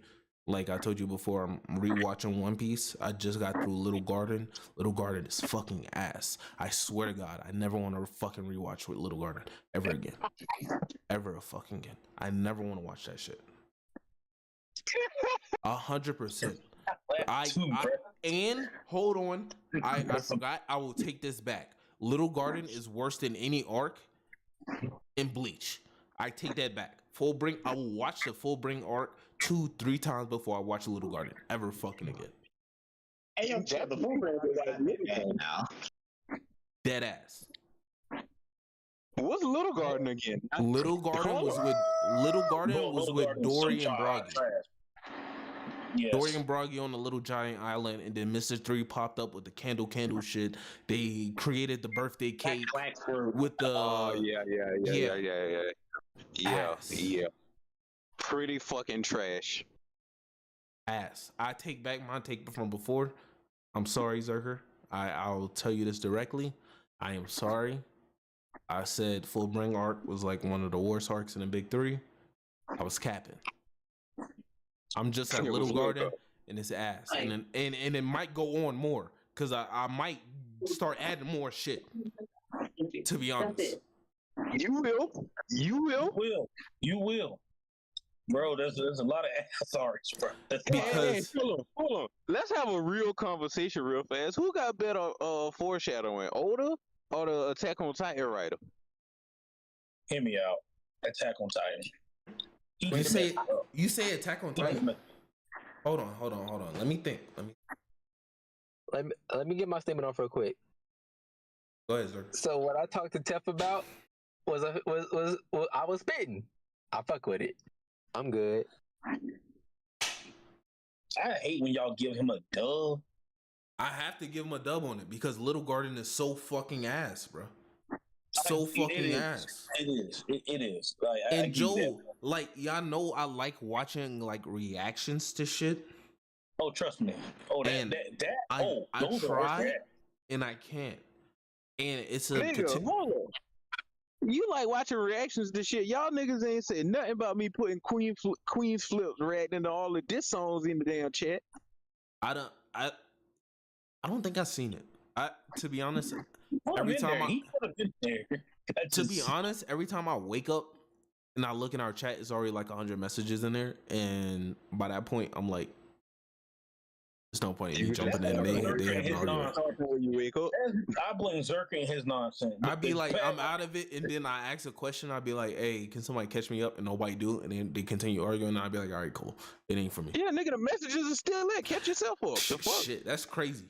I wake up to 100 messages. I ain't catching them, nigga. You better shorten it down. Get me invested, nigga. Get me invested. Something. Give me a hook. Wake up a little short. Zerka claims people don't read when he really don't read the messages himself. It's walking contradiction. No, Zerka read and respond to what he think you said in the message. The words is right there, but he just made up his own shit. Pretty much. It don't help. I still don't have none of y'all numbers saved, so I don't be knowing who I'll be responding to. That's all right, I ain't got your shit saved too, and sometimes you be on the block list. I gotta remember to take you off half the time. I'll be like, who the fuck are y'all talking to, Zerka? I'll be like, oh shit, I forgot I had him muted. Wow. I don't be caring.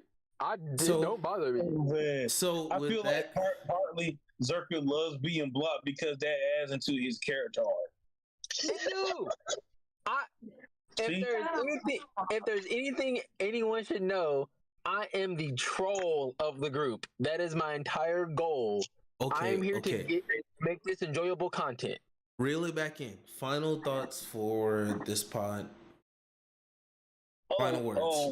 So we skipped over this topic. Because really, I think nobody cares but Zerka, but because we mentioned Naruto and One Piece, Bleach is changing changing studios. Woo! Hey, don't get happy, nigga. Don't get happy, nigga. You still with Disney, nigga. Don't fuck up and confuse yourself, nigga. You still Disney. Calm down. But a lot of the rumors suggest that since Boruto and what is it, Black Clover are going seasonal, and it's been leaked that the animation is going to be movie level for those two, Bleach is kind of weary of where the 1,000-Year Blood War will be compared to those two. I'll even add some more. They're trying to give the animation JJK levels.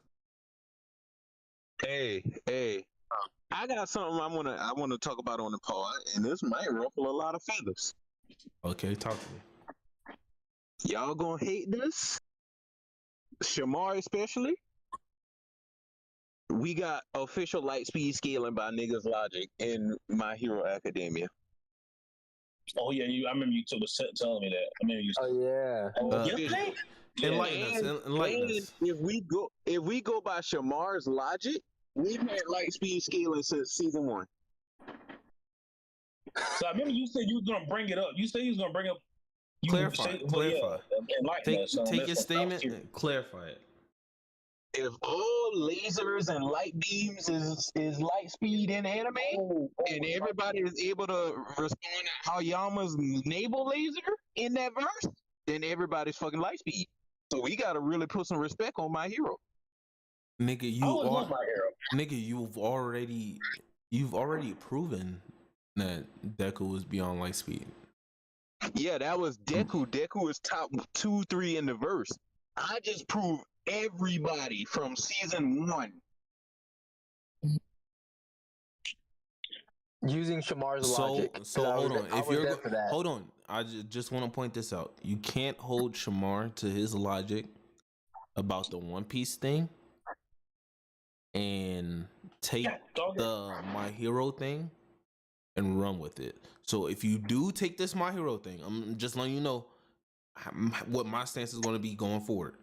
If you take the stance on this My Hero thing, it validates Shamar's take on the pacifistas. And then I'm willing to concede as long as My Hero get it. I'm willing to take that. You'll concede on that? Are you sure? Hey. It's recorded. I'm just trying to make sure it's clear cut for everybody. It is. Especially, and it actually helps it helps my theory that the scaling doesn't increase that much in One Piece as you move up tiers. Okay, we good around here. Okay. So it helps that. Shamar, do you have a counter or you agree? Are you accepting this as well? All I'm saying is there's multiple. No. Shamar. We get you. This is a yes or no thing. This clearly. This one is just a yes or no. So he's saying he accepts your light speed scaling with Luffy back post time skip when Luffy came out and he was dodging the pacifist lasers. He's giving that to you for Luffy being light speed at that point, as long as you accept that people in My Hero are light speed based off of naval laser. In season 1.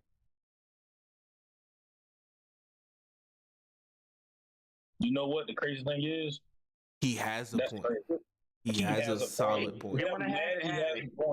I'm mad he's making that point because if that's the case, then Yusuke's light speed too. Who? Yusuke light speed FTL then, because he dodged Sensui's lasers then. Meaning he'll mop the shit out of Sukuna. Hold on, Shamar. Don't switch off. I'm just saying. Let's stay here. We're gonna take that. I don't give Yusuke being Sukuna yet. If we were to get more on him after the events of the original ending, then if we follow the logic, we gotta follow the logic all the way through. Yeah, all the way through. No, hear me out. I give him the speed, but him beating Sukuna, no. Okay.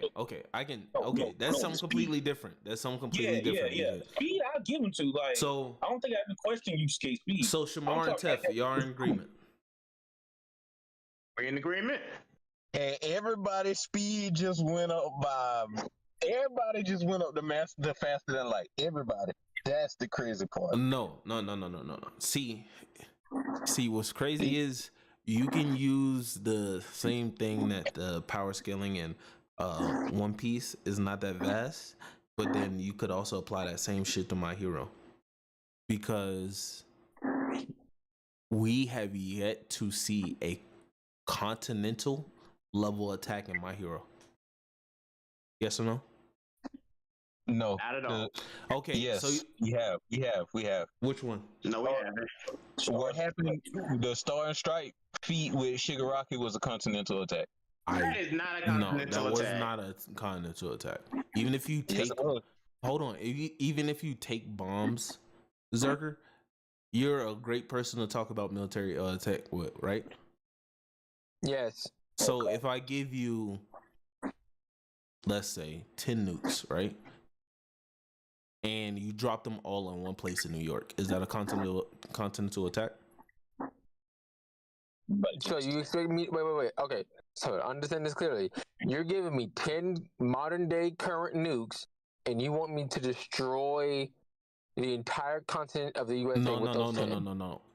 You cluster those bitches in your hand, and you drop those bitches in New York. I drop them. You throw them. You throw them bitches in New York. Is that a continental attack? Okay, so you want me to condense the energy of the blast and throw it at New York to destroy the entire I won't say condense. You take a handful of 10 fucking nukes and you throw them bitches at New York. Is that a continental? She condensed it. Yeah. Well, I won't say it's condensing because she just held it in her hand. Because it wasn't condensed when the blast went off. She just focused the area of impact. That's what she did. She focused the area. Yeah. So Zerka, you take 10 nukes in your hand, drop them bitches in the middle of New York. Hey, and hold up.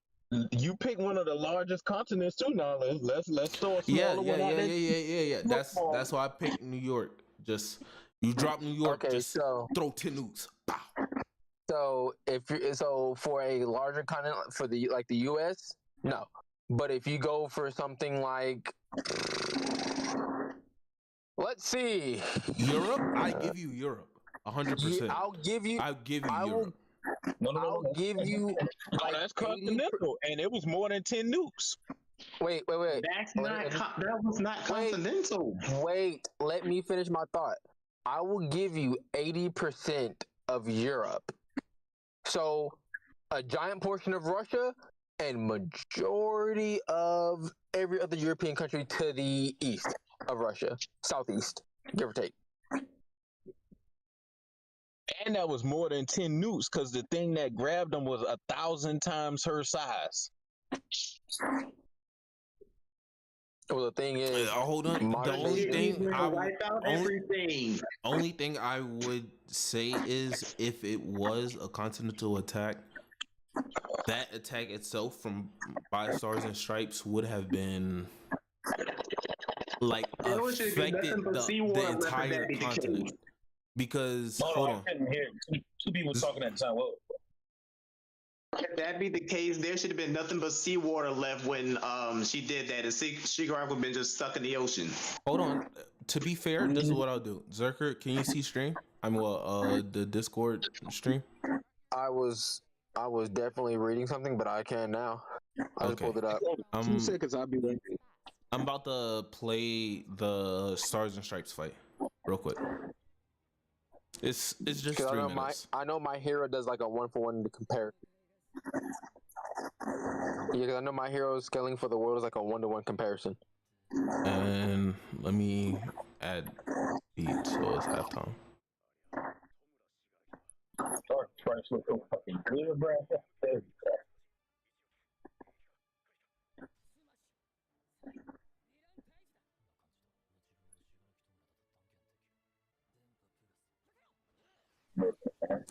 So he tries radio waves, so we can say that she's faster than Nat.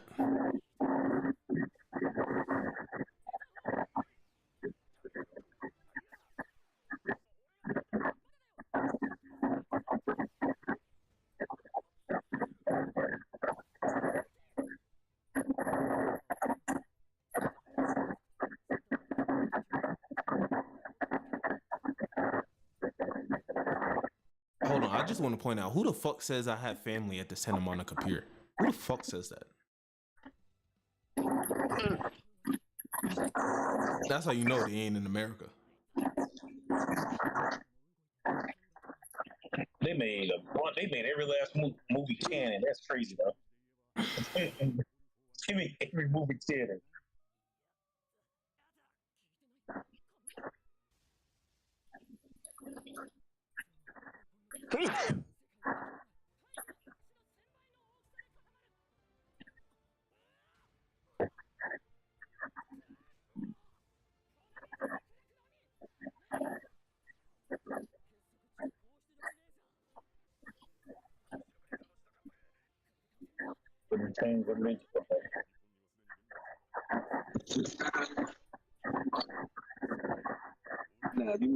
Give me one moment.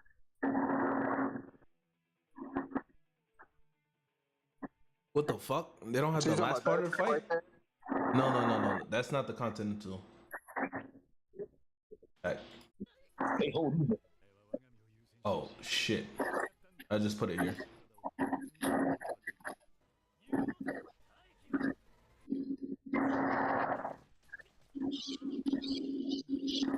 God, get a large stage inside and 2 of the nuggets.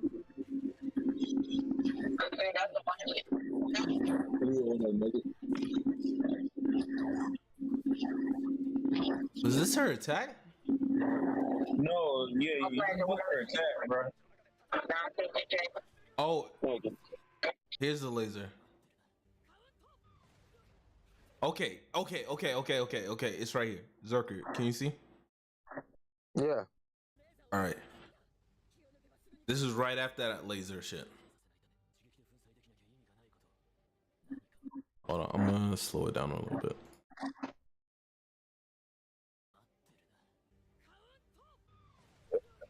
She grabs the nukes in her hand. They shoot lasers at this nigga.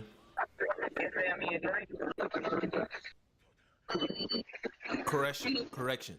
All right, so it wasn't nukes. It was cruise missiles. Fuck no. Fuck no. Fuck no. Yeah, not Continental. The hell no. Nowhere Yeah. close. Yeah, You couldn't not even Continental. convince me you couldn't even convince me that a cruise missile. The only way you could even get that shit is if she literally does it to the San Andreas Fault or the Ring of Fire. That is Tough. the only way you can even get that off. Tough, this alone counters that Continental shit. Okay, well, you don't think Shigi can destroy a continent with decay? No, I don't think he has. I just don't think he has that much range. Crazy. They literally said he was going to destroy all of Japan by hitting one volcano. That's Japan. Japan That's is very not small. a continent. Yeah, once that shit start to spread, the shock waves and the aftershocks, the effects that shit gonna have, the continent is destroyed. That's just like you're taking Japan and then upscaling the effects on the continent. Like even if it does, if his attack causes the effects that destroy the continent, then is he not continental? but no, him even taking just because of the fact it's cruise missiles. I gave you the benefit of the doubt. I thought it was nukes because I thought she grabbed. Or at least whatever it was. I Yeah, think but it was more. it was cruise missiles. Like just Those are confirmed. cruise missiles. There's no way that was, and even with her doing that, that was being boosted by the damage from the actual cruise missiles. And cruise missiles, even if you took 30 cruise missiles, launched them bitches in your hand at New York, it's not taking out a continent. How much of Europe is it taking out though? Not a lot. Cruise missiles, no. And here's Shamar jumping on y'all tail like he knows something about cruise missiles. Shamar, give me some specs on some cruise missiles. It's not even about the specs on cruise missiles. It's just that missiles enough is not taking out a continent. Listen, to like try to put it in scale, like so hypothetically, if somebody sent a cruise missile, let's say they sent it at New York, the only thing they're blowing up. Let's say Bamberg because I know how big Bamberg is. If they sent it at Bamberg, it's only hitting main Bamberg, where that intersection is. Listen, bro, don't do me like that, bro. That's me. So if it hit Orangeburg, it ain't destroying all Orangeburg. Hold on. I'm trying to give you a perspective. One cruise missile. This ain't one. One. You know that intersection in Bamberg, that little T, to where you can go anywhere basically in the state from that like one T. It's taking out the square radius of that. A one square block radius around there.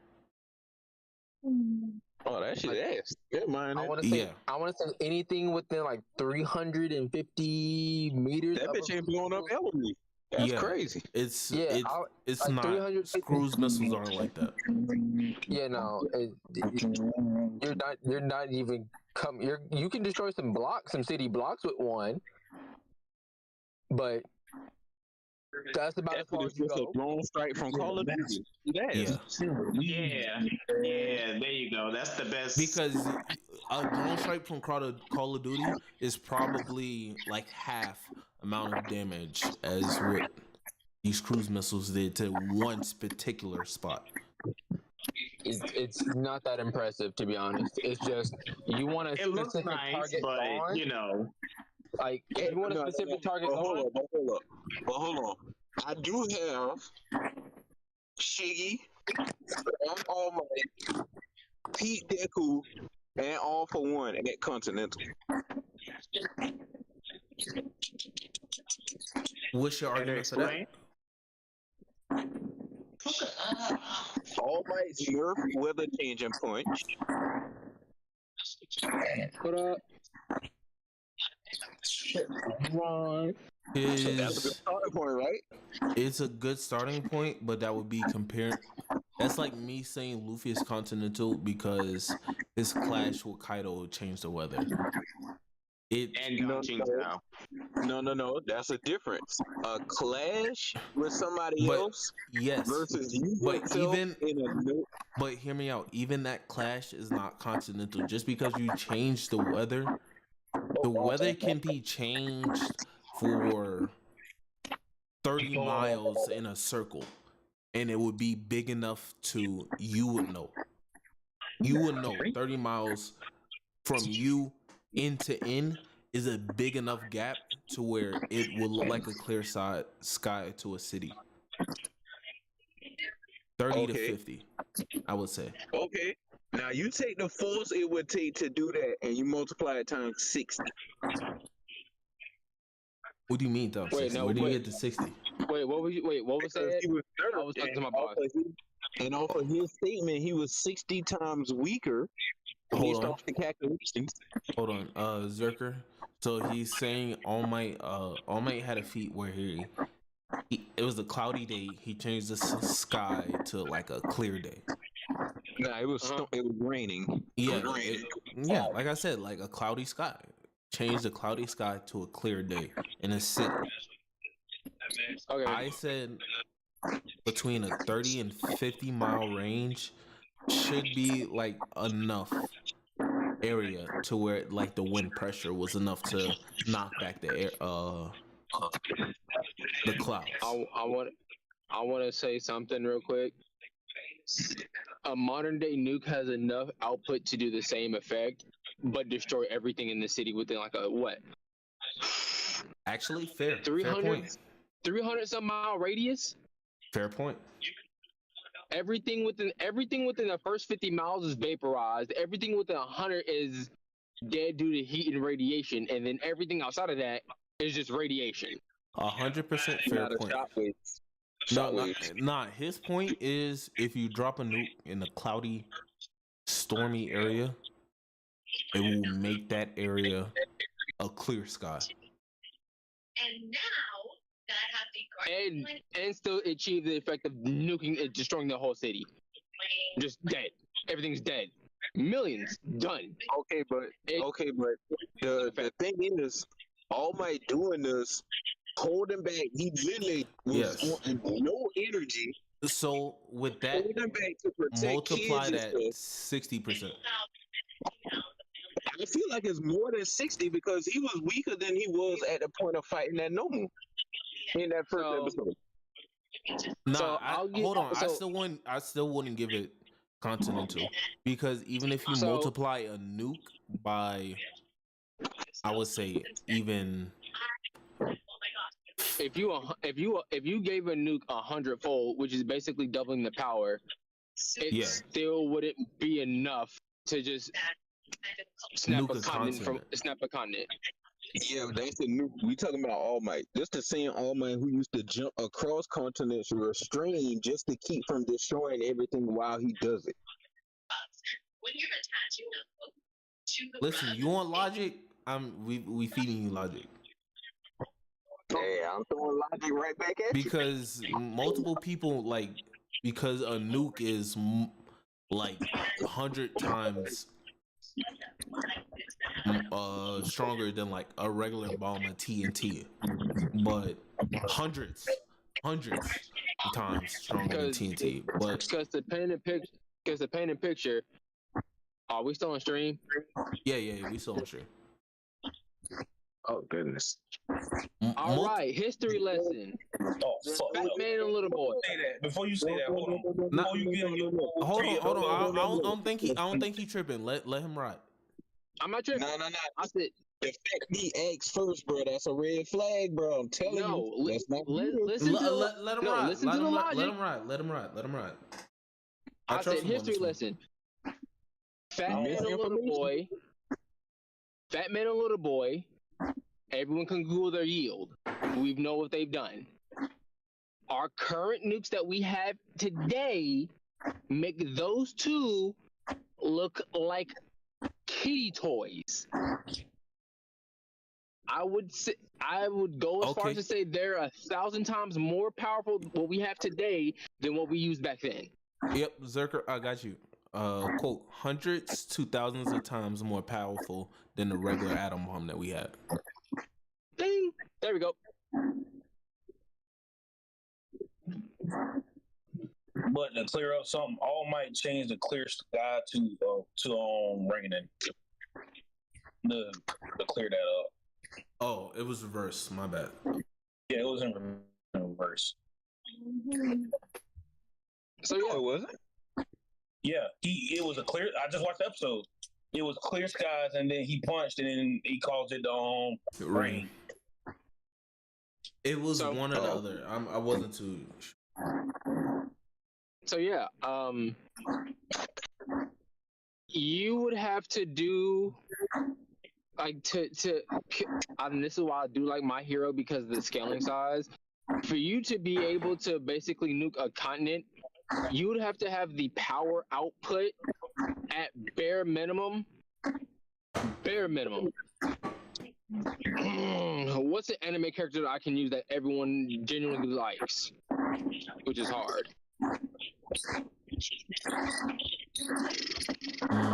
I would say, actually, no, I can use Naruto. I can use Naruto as a great example. 6 tails. 5 to 6 tails. Bare minimum. You want to say comfortably, casually? Bare minimum. 5 to 6 tails. That's your power output. So right there. So Tef, but I think Tef will argue you that All Might could beat the 6 tails. I said, no, I don't care if he wins or not. I said his power output has to be at least 5 or 6 tails. I'm going to go ahead and tell you. He would tell you that All Might power output is more than 6 tails. Tef, am I wrong? Especially his peak. See, he's going to tell you his power output is stronger than the 6 tails. So My Hero characters are fucking with Naruto characters now? Yes. I think that the thing is, you gotta look at from the standpoint of the point he's trying to make. The weather thing isn't to state that okay, he changed the weather. It's the point looking at All Might at that point, which was severely weakened. Okay, he had to force himself to even change. Okay, Joel, hear me out, right? Mm-hmm. So my take on it, and just from like the little bit of research we just did, Shiggy in his destruction in Japan, well, in the city he was in, is nowhere. I would say his destruction in Japan is comparable to a bomb we dropped there, because even Shiggy, he didn't completely destroy everything. There was still a lot of people alive. I would compare Shiggy's assault and what Shiggy did when he came out is equivalent to like a one old nuke that we had. But that also wasn't Shiggy going all out. And on top of that, remember they started evacuation too, so nobody really was getting in the crossfires except for the heroes, which even with that, most of the heroes were either evacuating or trying to get to Shiggy. So most civilians were evacuated by then. So let me use one of Zerker's old arguments. Do you have a feat that you can point to that certifies them as continental level, or do you have a feat that you can point to that is equivalent to a continental level attack that we have seen? I wasn't arguing. I was just saying that. No, I'm just saying in general.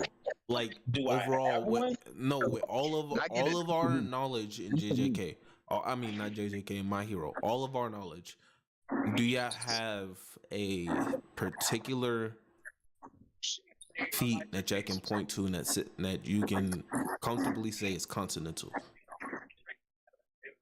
Whitebeard tilting the seas. I don't have a concrete. I said my hero. I said my hero. Yeah, I don't have a direct. I don't have a direct concrete feat. No.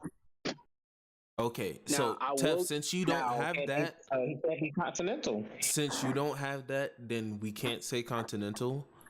Only because I will say that me and you particularly, we both asked for a lot of proof to prove certain characters are at that level or comparable, but we have no standard for My Hero to perfectly align.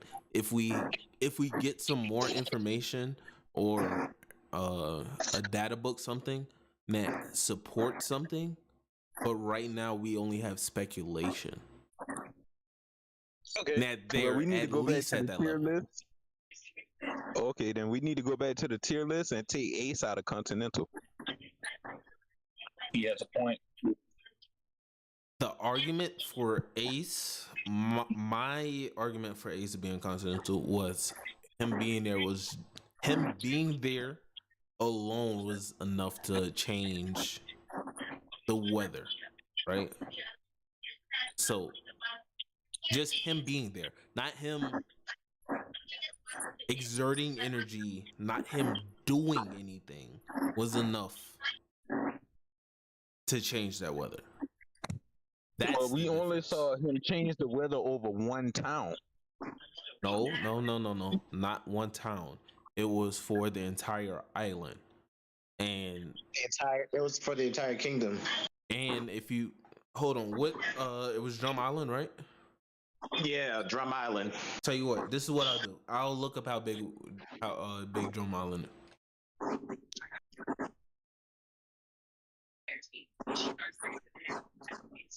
Yeah, Drum Ruff had to Island is okay.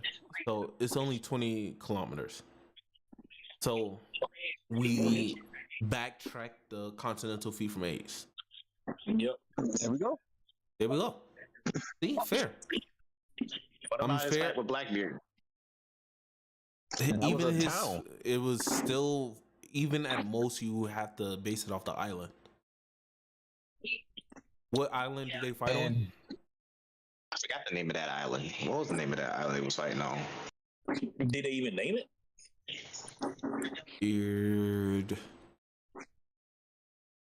Fight. I know they said the name of the town, but they named the. Did they actually name the island? I got it. Is it Barnoto Island? It wasn't. Okay. How big? Barnoto Island. There's not really any information on the island. On like size. Did Blackbeard's black hole even destroy the whole town they was in? I don't think so. No, it wasn't. Yeah. It didn't destroy completely. So we can backtrack the continental ship from One Piece too. Except for Whitebeard. Not for One Piece. Not for One Piece. For Ace. Whitebeard the only one who got continental attacks. Yes, Whitebeard has continental attacks. However, you could make an argument that Kaido and Luffy are comparable, if not beyond Whitebeard that we've seen. I don't know. I don't know. So There's a solid argument there. Because I don't know. From what we see, G5. but my only thing is the problem with it is that would be just comparing post One Piece to pre One Piece, and pre One Piece when it comes to power scaling, I don't trust anything pre-time skip. Post time skip, I trust the power scaling more because it's more concrete. The one before pre-time skip is very muddy. because weirdly enough, me going back to look at Little Garden, I noticed something. Weirdly enough, you literally see hockey. What the fuck? You see hockey for the first time in Little Garden. When these niggas did Ikaku Sovereignty, you literally see their blades start to glow and they show an aura around it. That is not explained at all in Little Garden. Until later on. But then we gotta put that together ourselves. Nigga, I didn't even realize it. Looking, like, even when I was in Wano, I didn't even remember that. But, like, me going back to look at it, they literally point and focus in on an aura that's surrounding the blades of Dorian Broggy. So, like, pre-time skip and post-time skip is very weird. Very, very weird.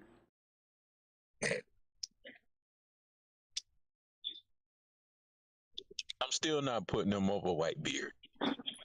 Who we're talking about right now? Luffy, Kaido, Shanks. Oh, okay.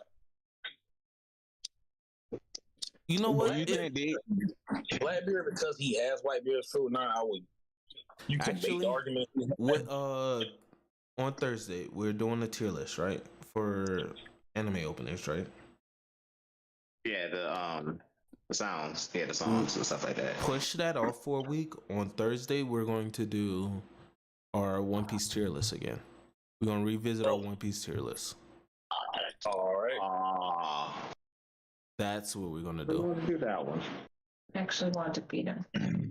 My wife wanted to jump on the pod for that one. Will she be here? Can she be here Thursday? She was going. Yeah, she could be here Thursday if we do the anime opening.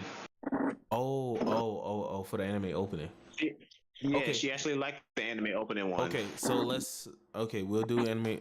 The following week, we will revisit our One Piece tier list. Because we were supposed to do it. Well, this week we're still doing the anime openings. So she can do that. Okay. But the following week, we will revisit our tier list. Gotcha. Okay. I mean, not our tier list, but our top 30s. Definitely, yeah. Because we was supposed to do it at the beginning of the year, but let's reevaluate our top 30s, and it gives us 2 weeks to really sit and think about it. If y'all want, Hey, I got one that y'all don't even need to think about. Kizaru is falling off everybody's top 30. Yeah. No, he's not falling off my top 30. He'll be 30. He'll be in the 30. Because like I said, not like I said. With the knowledge of everybody being light speed since Sabaody, this nigga ain't nothing. But what I this will nigga do, been trash since pre-time skip.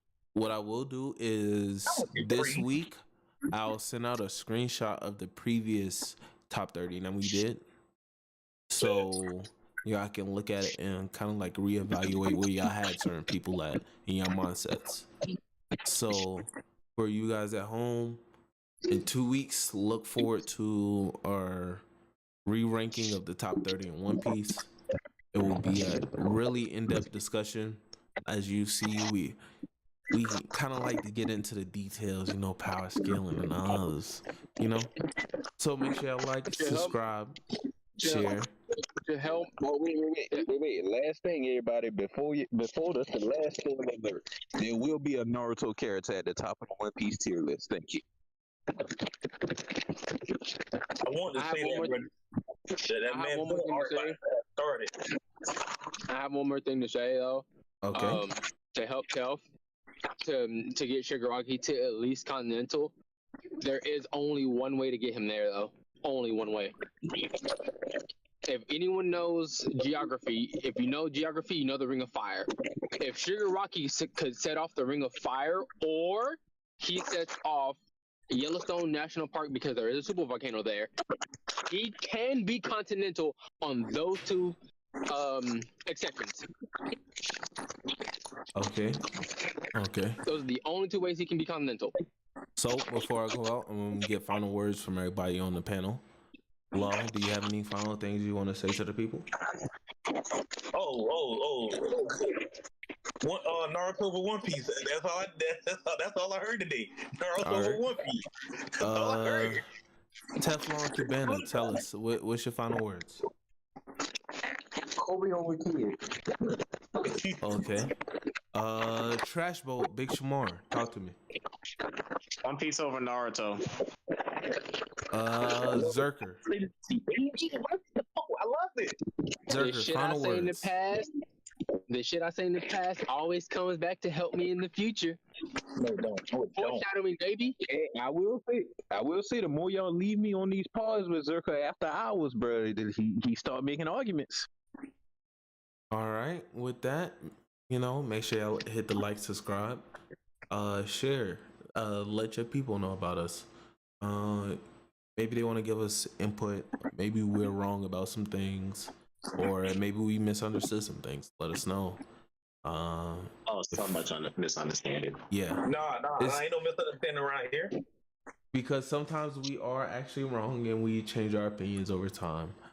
But some of us are very stubborn and it's hard to listen. So sometimes we need other facts. So if y'all want to drop those in the comments right now, tell us how much Tef is wrong. Tell us how much Law is wrong. Tell us how much Zerker is wrong. Put that in the comments right now. Right now, put that in the comments.